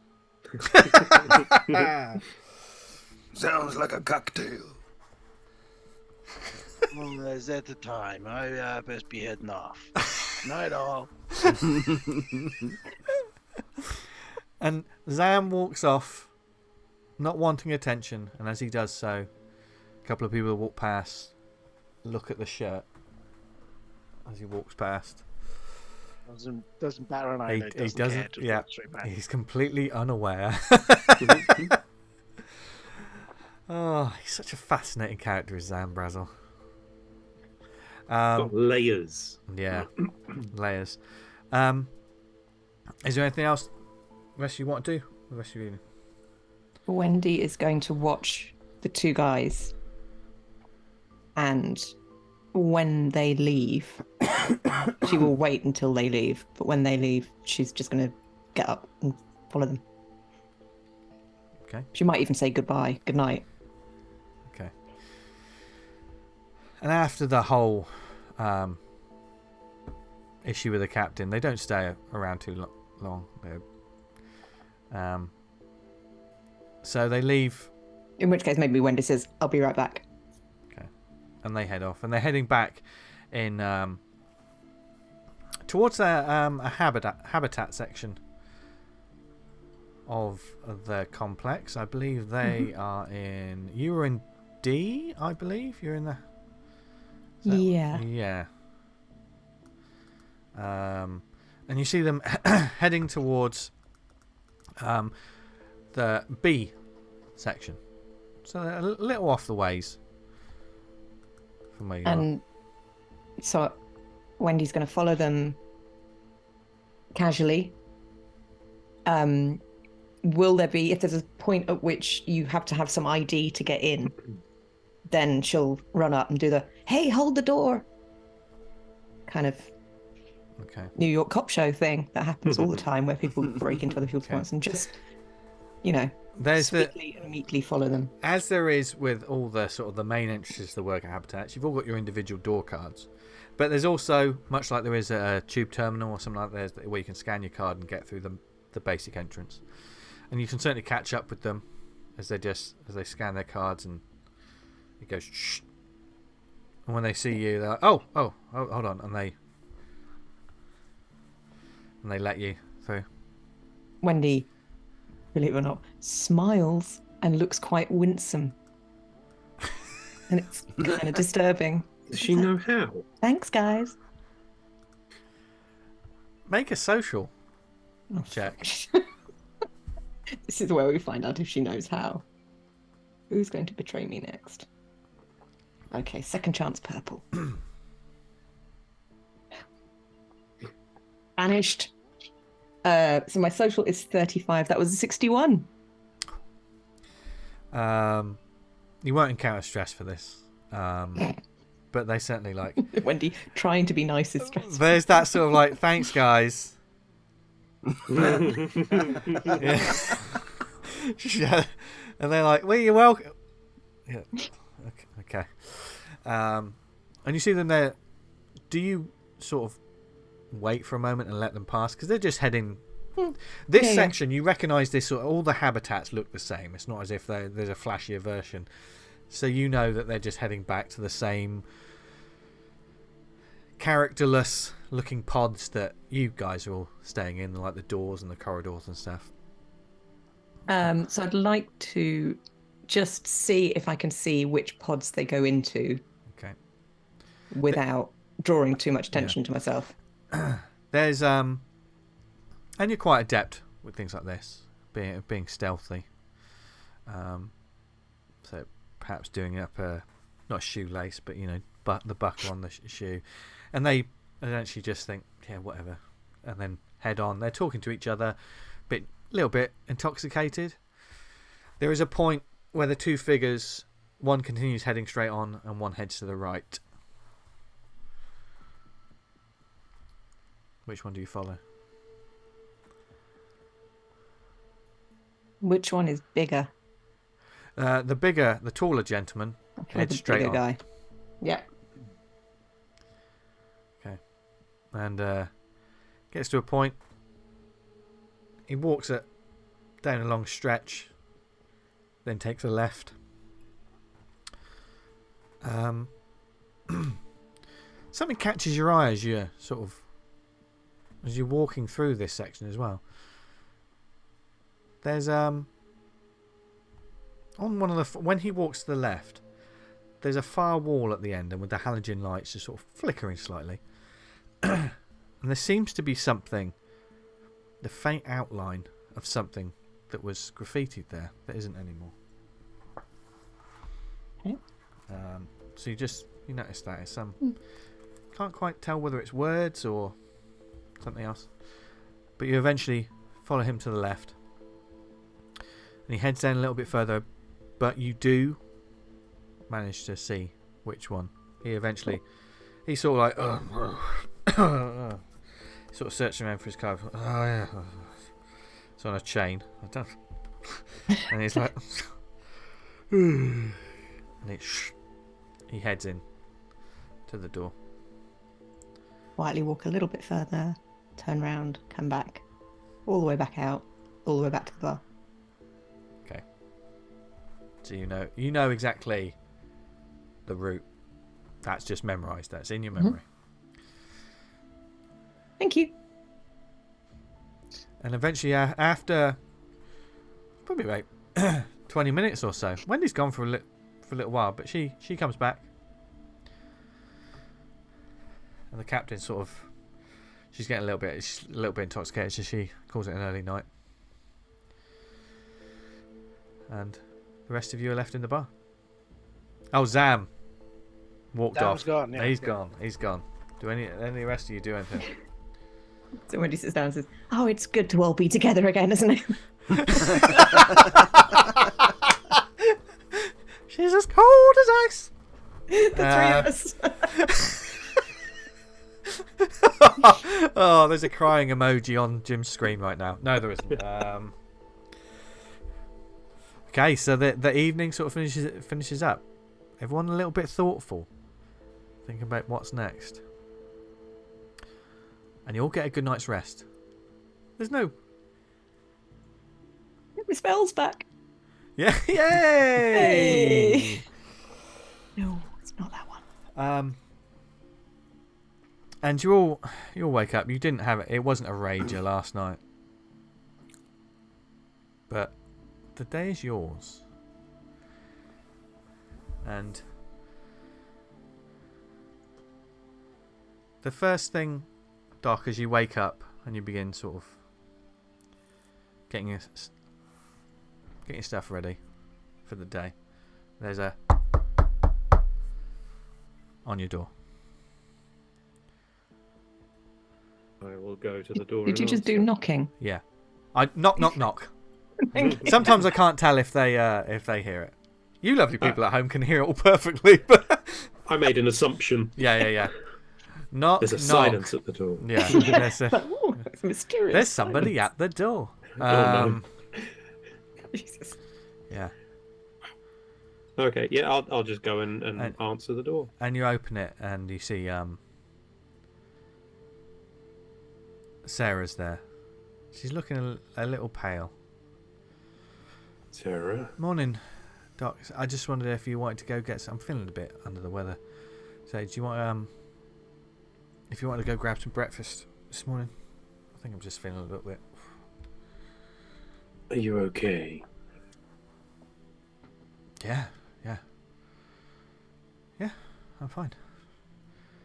Yeah, and like I say, I think I had some bacon the other day, and it's just not great. Okay. He'll go with her, but keep a close eye. Okay. And you head into the basic sort of cafeteria on the way. Yeah. Do any of the others meet up with them? No, Zam's not shaking his head violently.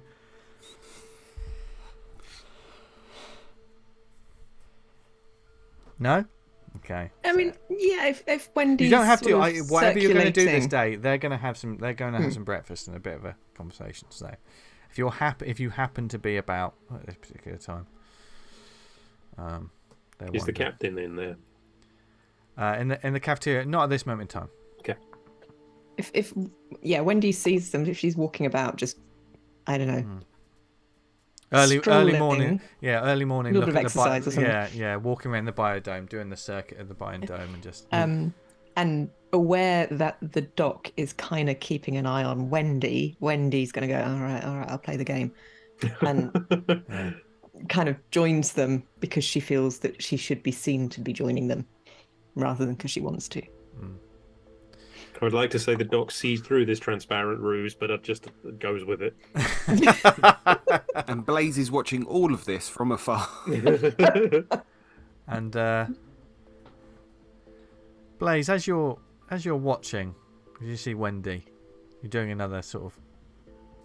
Just keep an eye on Wendy. You hear a voice just over your shoulder. You've been keeping an eye on her a lot, haven't you? No sneak up on me. Sorry, Ooh. I forgot how jumpy you were. You turn around and you see the dark hair, bandana of Rico. Hey, Rico.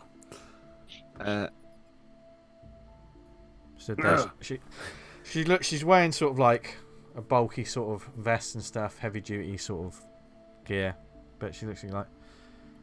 Yeah, I've noticed you keep an eye on her. It's how's she doing? Well, she's got her arm back. But I don't know how far you can come back from sticking your arm down another guy's throat.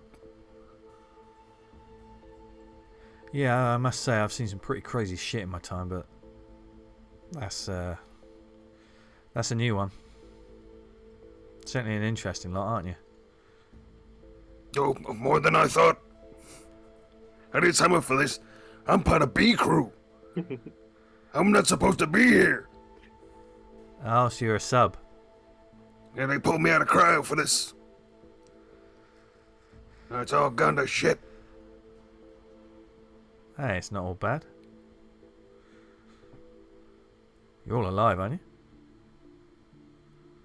you? Yes. You sort of. Technically, but we're stuck on this godforsaken rock. Yeah, this place is a fucking shithole. We'll give you that. But So what are you doing sneaking around?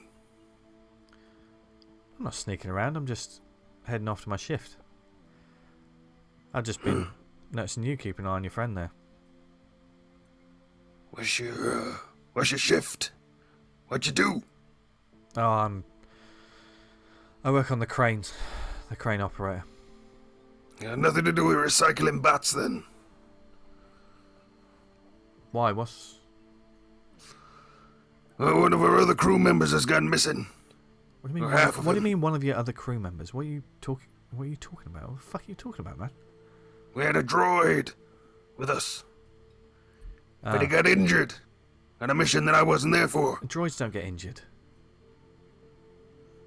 I mean, I'm not about to get all philosophical with you, Doc, but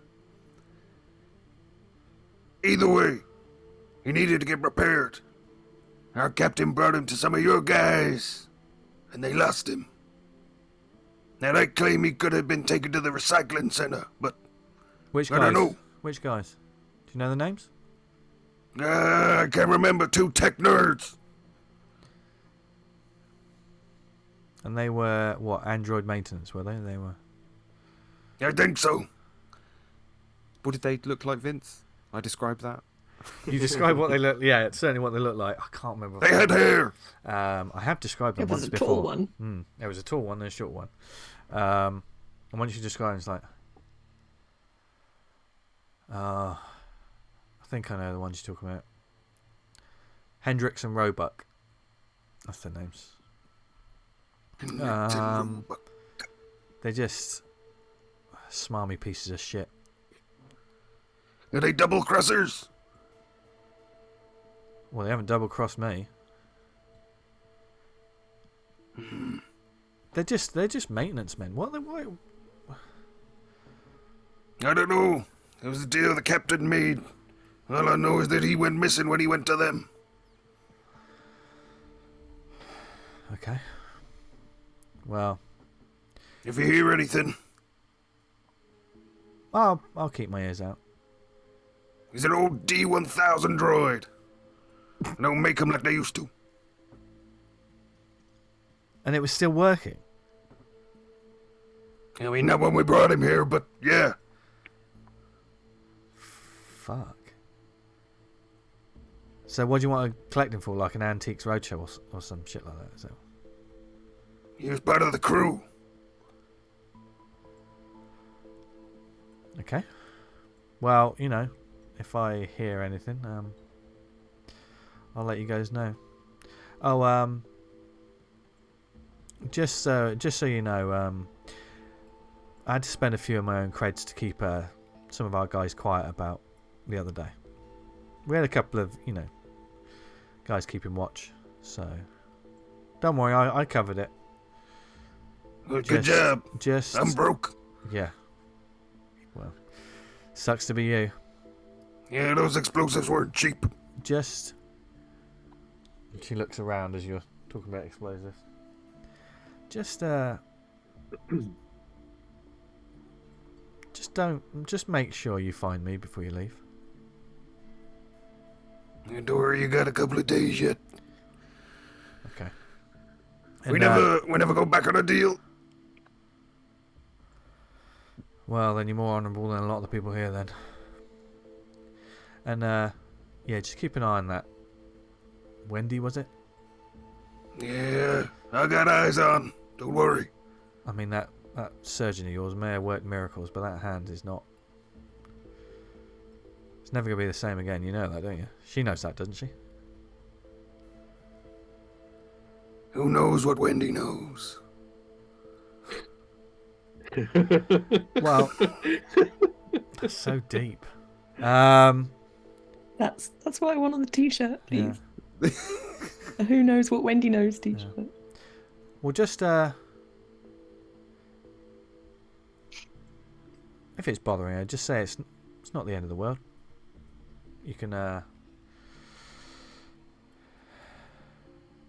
are things that can be done. And she sort of taps on her thigh, and you hear a definite metallic clank as she does so. What are you, packing heat? If you call my right leg heat, then yeah. Prosthesis. A little bit of an upgrade, you could say. But if you got the creds, look, you do me a solid, and I can introduce you to some guys at Paradiso's Dream. I mean, trust me, a forearm's not going to cost as much as this thing.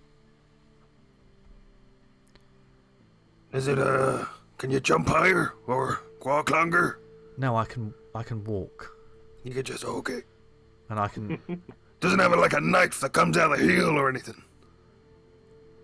No, but if I knee you in the nuts, you're not going to forget it. So, just if she gets down about it, just let her know. It's fine. But like I say, just make sure that when you leave, you don't forget about me. And she pops a titanium toothpick in her mouth and taps you on the shoulder and goes, "No one gets left behind, right?" And she heads off. Hoorah! I got them Marines everywhere.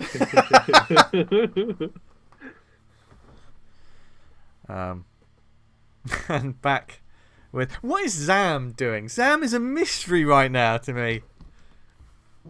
He's just dismantled his Corby trouser press. How does this thing go back together? Yeah.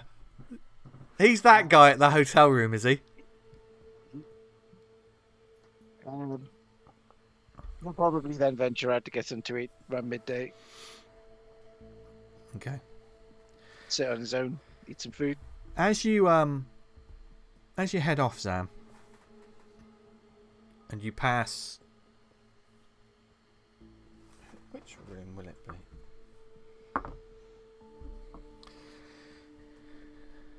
You pass the door of Roy Zetterling.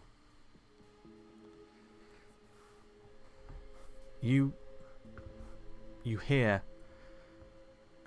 quite a terrible noise from inside. You hear the sound of someone violently retching. Violently retching. And as you turn round to look at the door,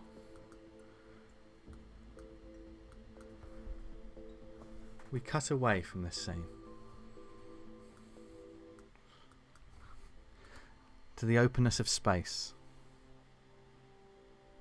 the vast emptiness of space.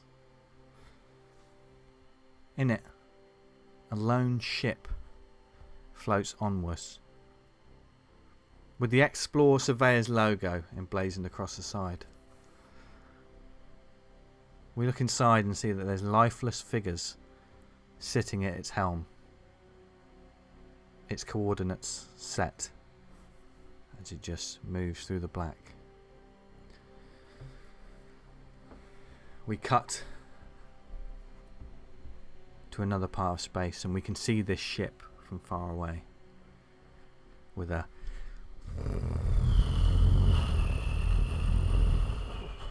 enormous vessel approaches.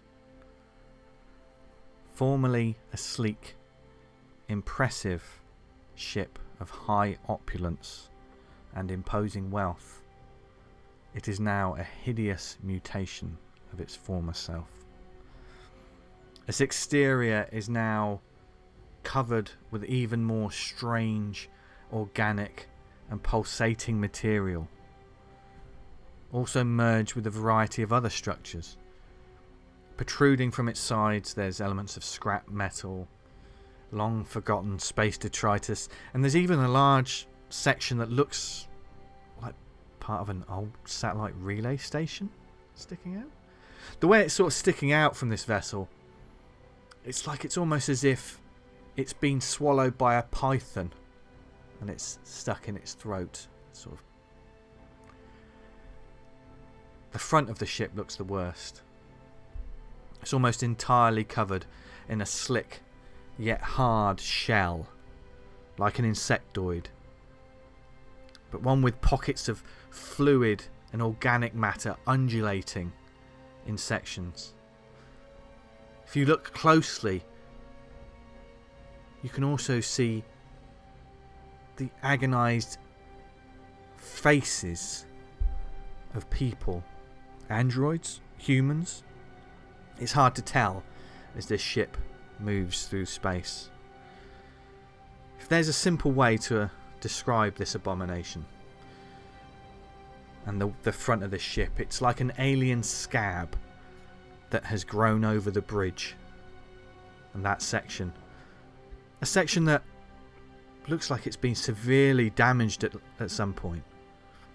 Maybe from collisions with junk or some other destructive matter that may have been left in its wake that it came into contact with.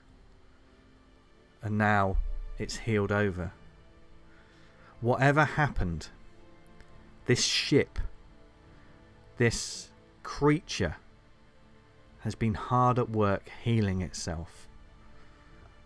And what was once the flagship of the Echelon cruise liner fleet, the Icarus, is now something far more alien. As it approaches and dwarves the smaller Explore transport vessel, it's almost like a whale approaching a smaller fish. And then, as it gets closer and has it in its sights, there's a hideous screaming sound of wrenching metal, and the front of the ship begins to open up. It's like a organic claw, almost slightly squid-like in some way.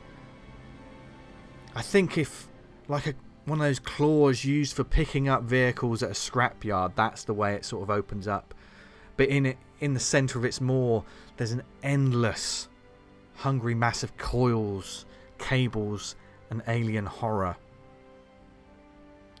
As it reaches the dropship, the pincers begin to close down and are about to pierce the hull.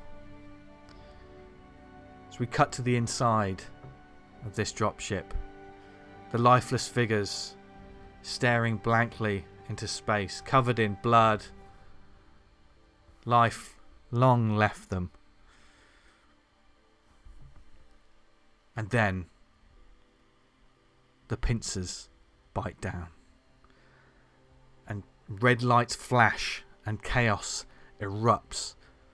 Fumes, sparks and damage everywhere. As this is happening and the whole thing is shaking, the ship's computer begins to speak to an audience of no one.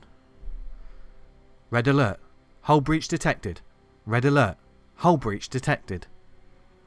As this message continues to go on, and the interior begins to fold inwards as the ship is torn to shreds, and the exterior of space is seen, all sound stops.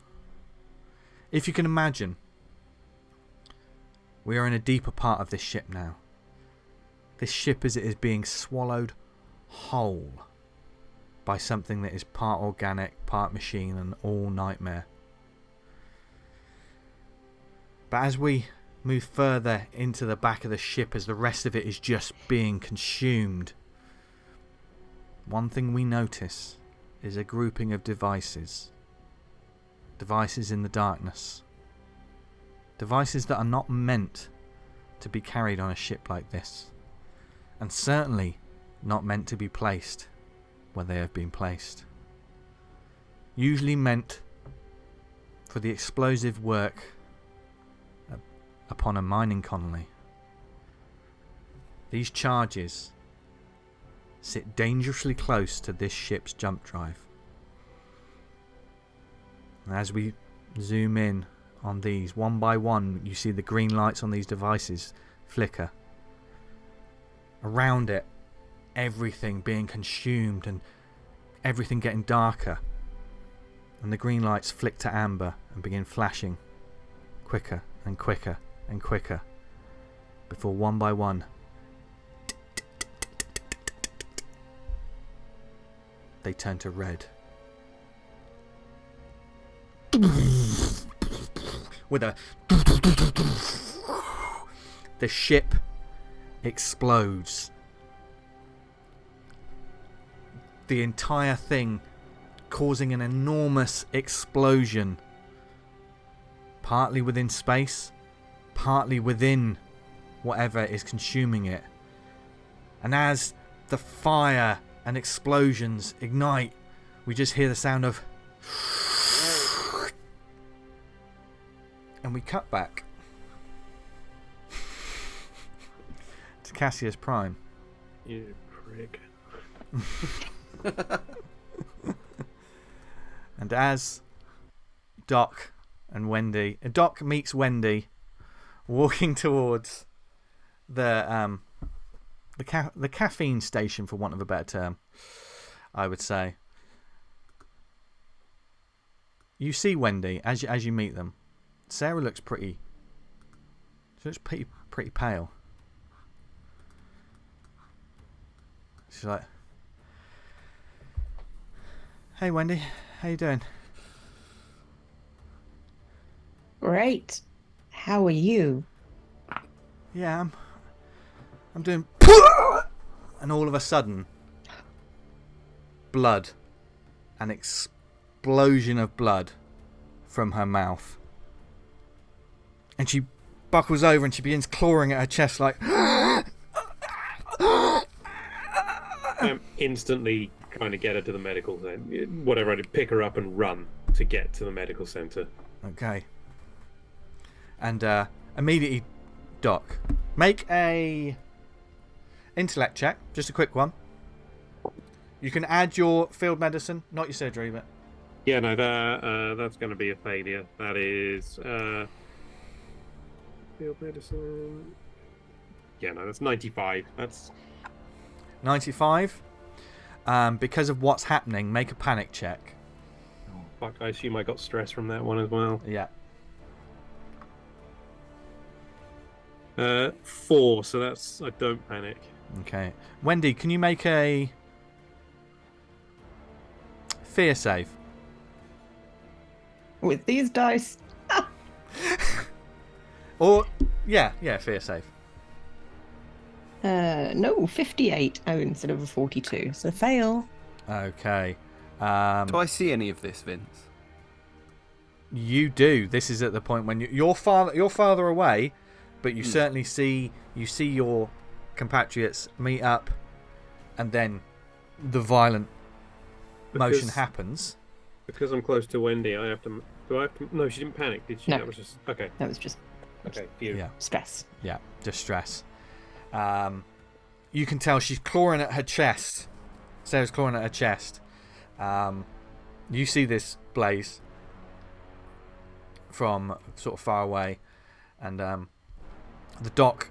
Sarah's panicking. She is clearly having some sort of major cardiac event in some ways. Something's happening. Something internal is happening, and she's going pale. What are you doing? I run over to help. Okay. Doc, what do we do? We don't have time to get her to the medical center. What do we do? What do you need? I will start trying to work out what I Okay. must have some idea of what I can do here. Okay, yeah. I would say make a... You're trying to... As you're rushing, I guess, Blaze, you're just going to pick her up. I'll scoop her up. Yeah. And you can see by the way that she sort of grabs hold of your arm, you know, her eyes are bulging. She looks scared. And I would say with that, make a fear save, Blaze. As you step ahead. I mean, Blaze, he gets on a burst of speed.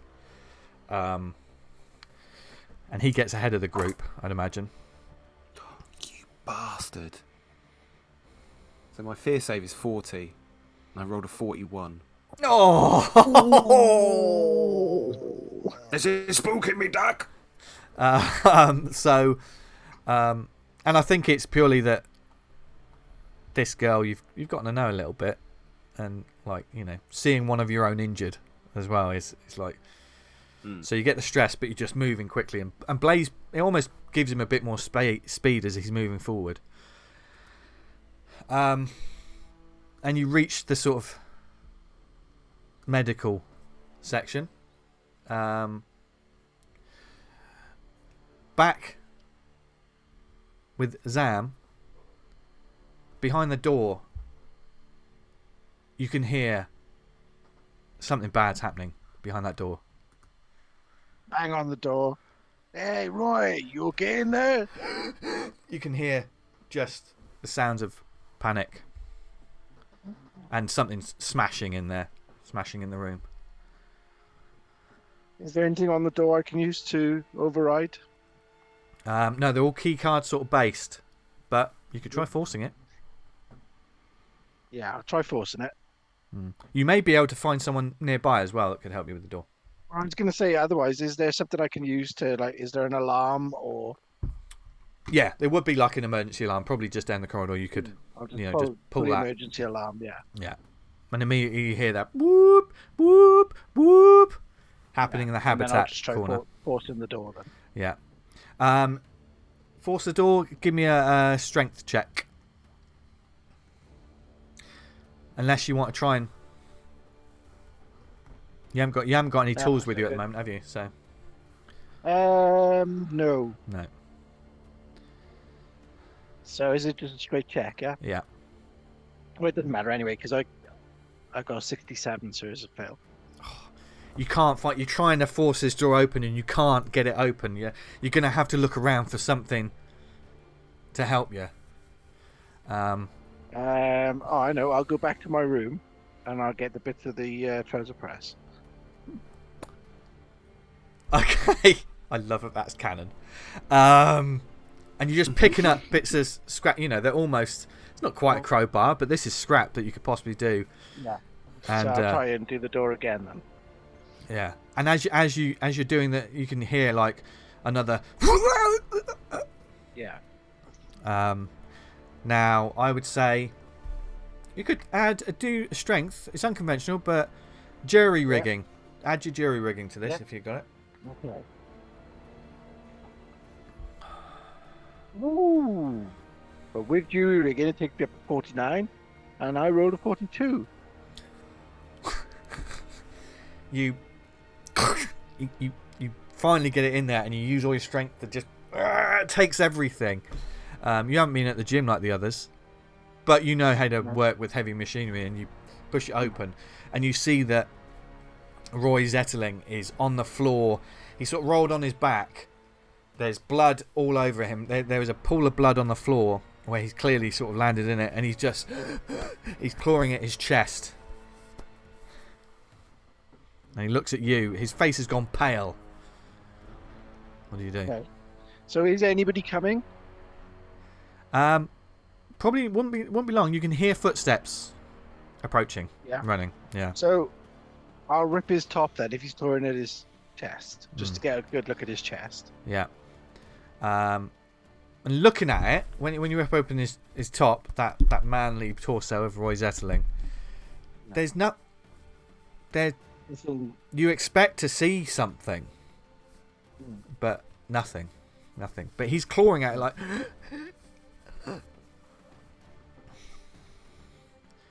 And someone eventually arrives there like, holy shit! Someone... Get a doctor, get a medic! What the hell are you? I'm just security. Do you know anything? I'll get a stretcher. There's one around here. And he heads over, and there's like an emergency box where he sort of like tears it open, and he starts putting together sort of like a pretty much a 2-man stretcher that you could possibly both use. Yeah. So we'll get him on the stretcher, then Yeah. we'll just Yeah. get him to the sick bay. Yeah. Back at sick bay, you get in, and Sarah's in a bad way. The doctor's like, "Oh, get on the table! Get on the table!" And there's going to be a skill check, a little skill challenge. Now,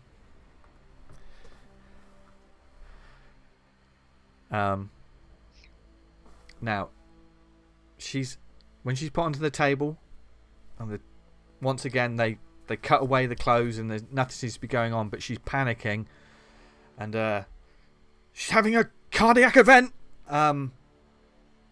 3 checks, Doc, you're gonna have to make. Yep. And the other players could possibly help. You know, if there's any other kind of way that you can add to this. What would you like to do first? What are you going to try and check? Because you know you don't know what's happening, but she's clearly having some sort of moment. I mean, she's Since I thrashing want to around as do- well. She's thrashing around as well. It's quite difficult for them to. I, PJ, a not trained physician, would like to do medical stuff. Medical stuff you can do. Wow, he knows all the lingo. Yeah. And I, Vince, not a doctor, will allow you to do medical stuff. No, no. In all seriousness, we won't get all the terms right for this. But whatever you want to do right now will be with disadvantage because she's moving. The other doctor is having trouble controlling her. Blaze, hold her down. Affirmative. Okay. I hold her down. Do I Yeah. need to check for that? Yeah, make a strength check. With advantage. Athletics. Yeah, you can add your athletics. Wendy, what are you doing during this whole thing? Wendy is she's kind of a little bit what can I do? And so she leans down by Sarah's ear, not both of her ears, just one, and just starts to whisper, kind of using her theology. Something like a prayer, and just say it in your head with me. Say it in your head with me. And it's whatever Wendy can remember of the Lord's Prayer or the Marine Code of Conduct or God knows what it is. Okay. Just to try and get Sarah's mind somewhere. Yeah. Blaze, what did you get? Did you say with advantage? Not yet. Blaze, what did you get? You can have Right. advantage now. You can have Not in advantage. my roll. Hey? Because I've rolled 77. Okay. You have Give me advantage. You have advantage. And hold on. Before you take the roll. Oh, there's no point. I would have said you can add Wendy's theology as well. Oh, I mean, you could add whatever you want. I just rolled a 92. So 77 and 92. It's a safe bet I failed.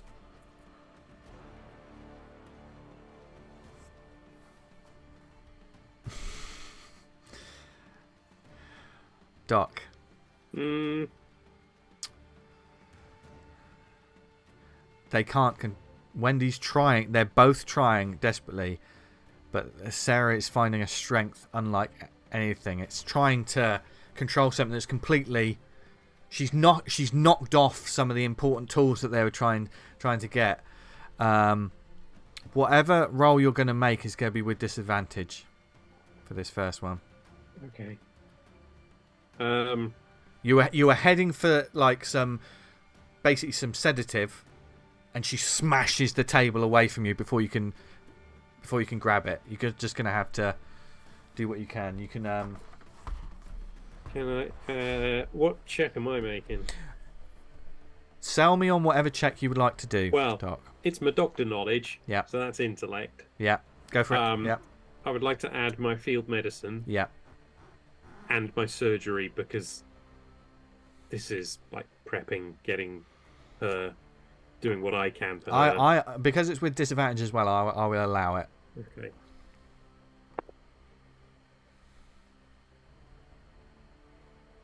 So disadvantage, I have to take the higher roll, yeah? Do I absolutely have to? If I slip you a tenner, because that's a 99. Oh. I rolled a 64 and a 99. 64 would have been enough. That's how disadvantage works. I'm adding my PJ, stress. how do you want to kill off Sarah? Make a panic check. Yeah. Add it to my stress. Here we go. Well, that's 17. My stress is 11. Okay, so that's all right. You don't panic. No, yeah. Okay. You would know because of this. If you don't do something in the next 5 seconds, she's going to die. You all have another chance. And she's still thrashing around. She's still doing all of that. Using some specialist knowledge that I may have gained in my former life, can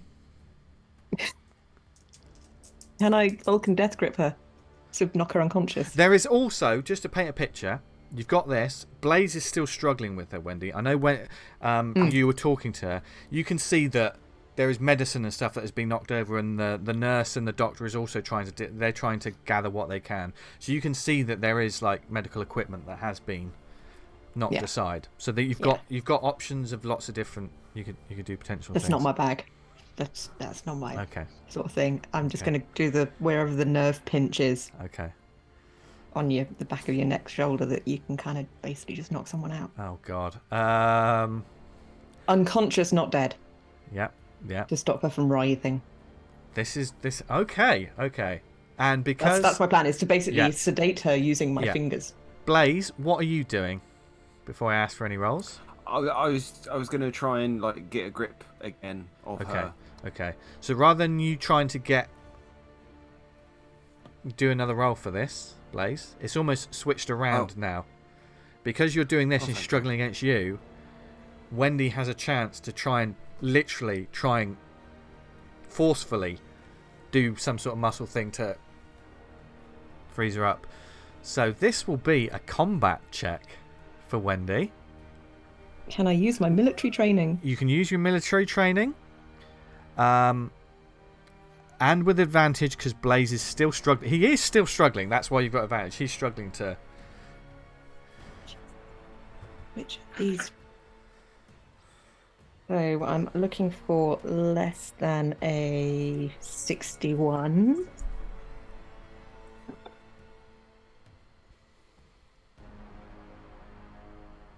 So one of these is a 77. Thank God for the advantage, because the other one is a 5, which is a success.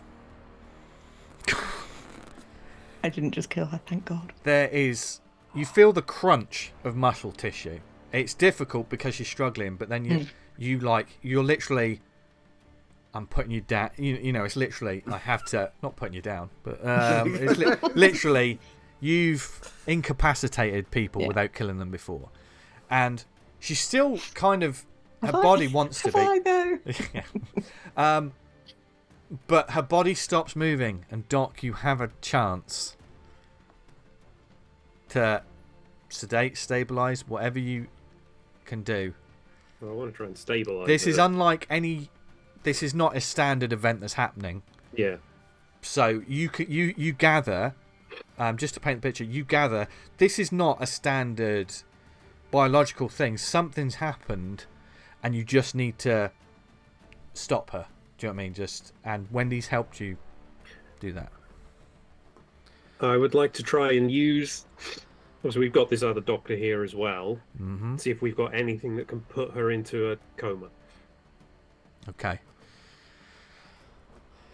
There would be very super strong sedatives, and certainly as you're barking orders, and Blaze and Wendy, you notice this. Wendy, you've seen Doc Forrest, Wendy, up close and personal, sort of doing his work. I think they basically just knocked you out for a lot of it, but you saw him go into a zone before he did work on you.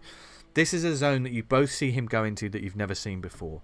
This is him controlling a room in an emergency, and he's barking orders, and he knows exactly. This is the colony's chief sort of general practitioner of this social hub, and they are following exactly what he does. They're right, so they get it all together. You can roll with advantage, Doc, because of what the others have done. Can I add field medicine and surgery again, please? Do I allow both? Yes, you do. I'll allow both. I'll allow both. Hold on. No, before I do, I'm going to look up the description of surgery to see if it does apply here. Okay. Okay. Now let's have a look. Totally applies here. Cool. Okay. One of the rolls was 26. The other one, 100.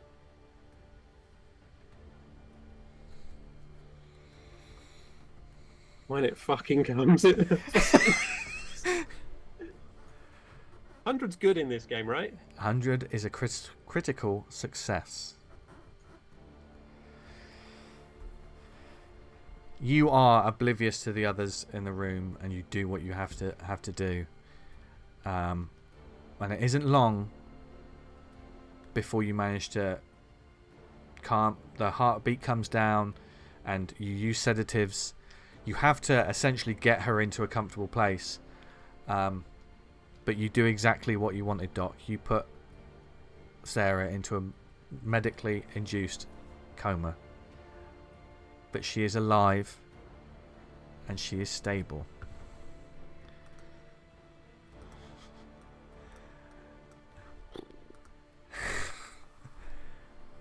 Meanwhile, across the habitat, appearing, running, there is this security guard and ZAM BRAZEL.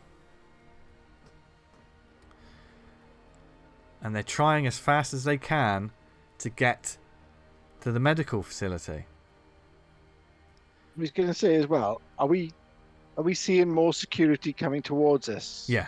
Certainly people are drawn. So in that, and there are questions, there's lots of what the hell has gone in there, because Roy's Zam's got blood all over his face, and Zam's going to tell them to go and get Quill. Okay. And they're like, who's that? After a little bit of, you're just barking at them, and they're like, what the fuck's going on? And before eventually they're running back to the habitat to try to find Quill's room. And Zam, could you make me a speed check, please? Yes.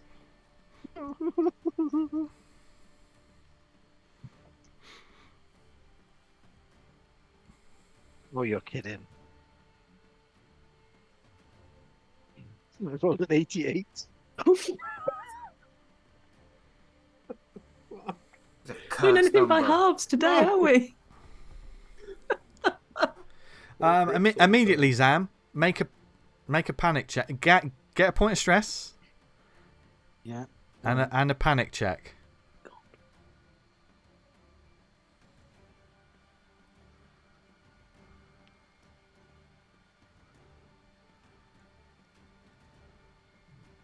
So D20, yeah? Yeah. D20, roll above your stress if you can. No, because I've rolled a 4 and my stress is 9. Could you roll me a could you roll me a D10, please, Zam? Just the D10? Yes. D10. Okay. All actions for the next 10 minutes are with disadvantage. Permanently raise your minimum stress by 1 because you are overwhelmed.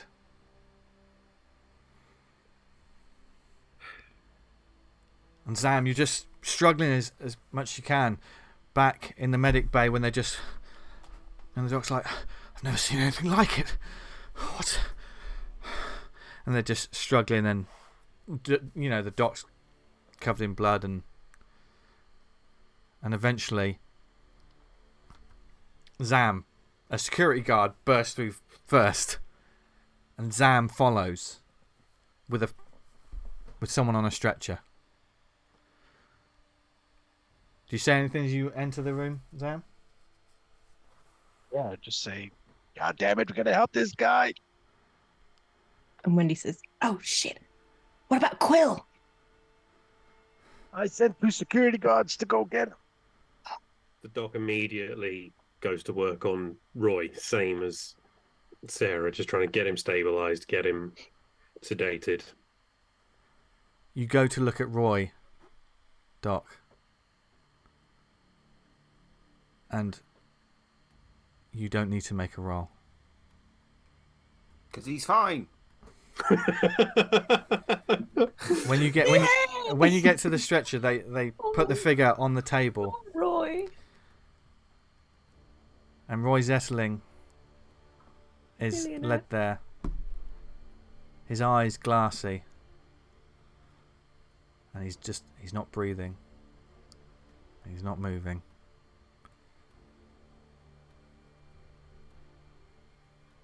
And Roy Zetterling, survivor of the Icarus, is no more. Can I try and, do the zappy zaps? Yep. Go on. Make me a intellect check. Be with disadvantage. Because you're trying to bring back the dead. Yeah, well. Can I add field medicine? You can add field medicine. Yeah. Surgery? Not on this one. Yeah.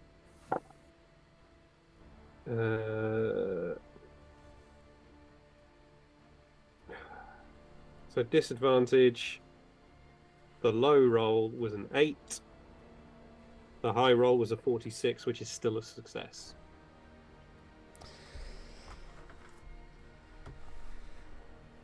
You get to work. The doc immediately. He's not giving up. And he's just... He's immediately trying to bring him back. I'm going to roll a D100. If I roll under 50, you got a chance to do the same thing again. If I roll over,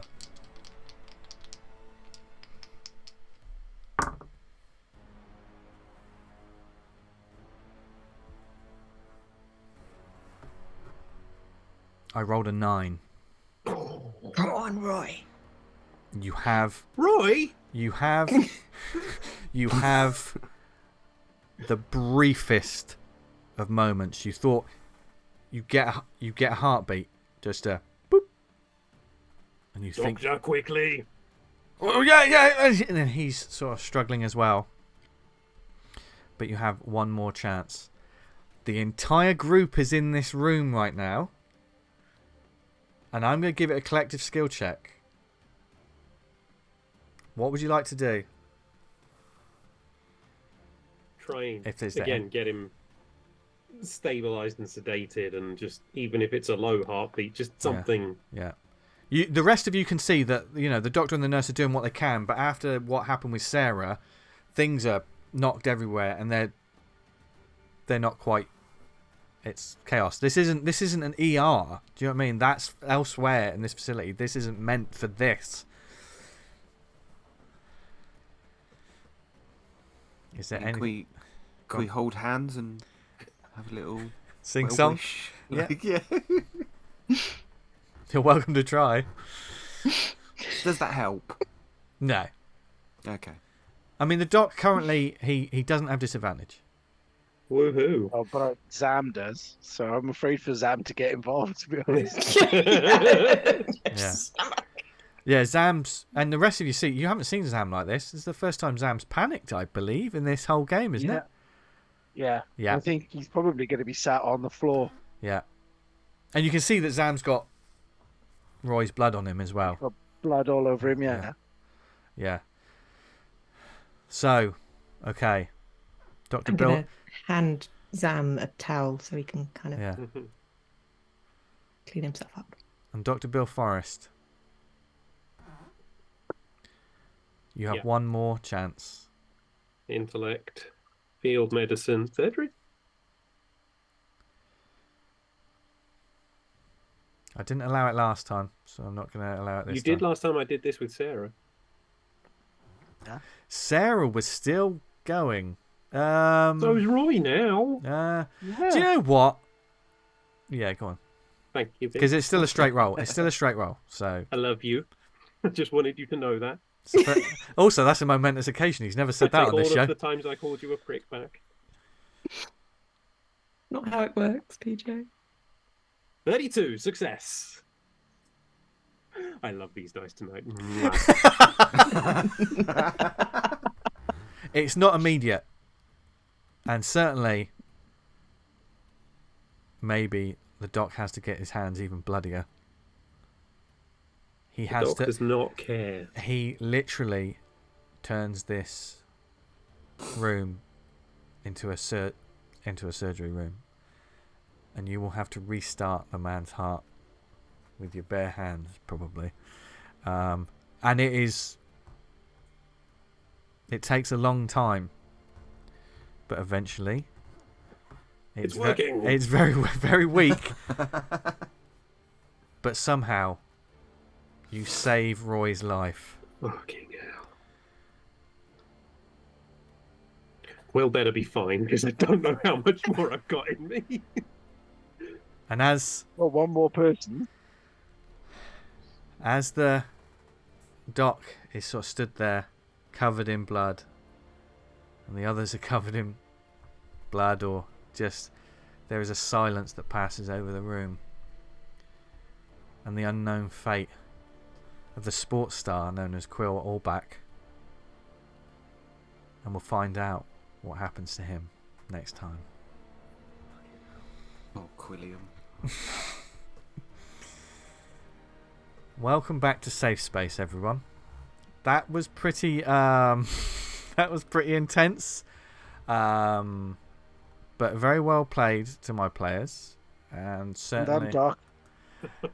Yeah. Trying to fucking kill Good Roy. medical stuff. I am just waiting for one of these medical checks to go badly wrong now. They've been...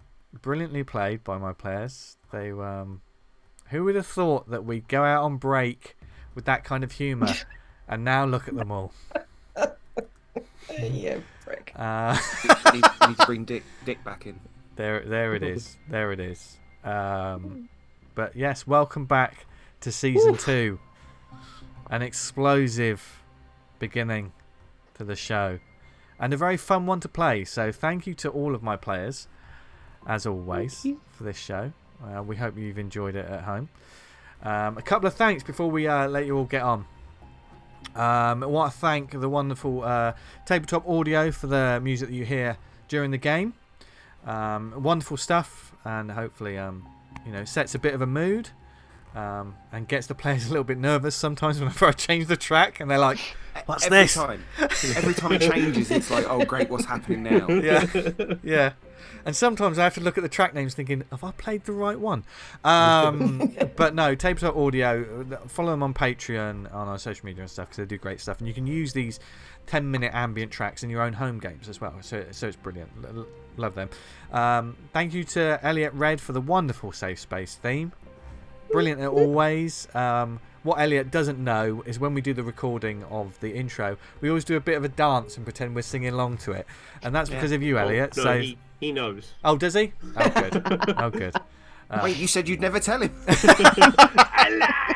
Yes. Thank you to Gav for the wonderful artwork and credits of the show. See, he's not just an angry Marine panicking all the time. He does so much more, as does all of our players. So where can people find you, etc.? Jim, let's take it away. Twitter at Jim Bob 1978. Lizzie. Twitter at Lizzie Boyle Says, or at Ski Shoot Repeat, which is my podcast. A great show. You should all check out. Thank you. Gav. Socials at Bob Goblin. There you go. There you go. And PJ. Twitter and Hive. I'm trying it. At Ooh. PJ Montgomery.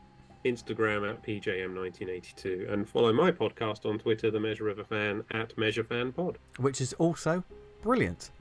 So follow me on social media at Jester Diablo. All the links will be down in the show notes. So be sure to click on the links. And if you've enjoyed the show, please like and subscribe, so you never miss an episode. And as you can tell, folks, I'm gonna get them this season, baby. Wow! I'm making you sing. Yeah. Oh, yeah. That might happen. You got me to say the word dick more times than I think I ever have in my life this week. So it's good to have dreams. So yes, follow the show on social media at Safe Space RPG. Look out for the podcast. Lawbreaker.podbean.com, and wherever you find good podcasts, we can find the audio versions of the first season of this show, as well as much more. And yes, we're off and running, and it feels so good. Maybe not for my players though. So until next week, wherever you are in the world, we hope you're playing games, being happy, healthy, just being great people, and as always, just stay safe. Bye everyone.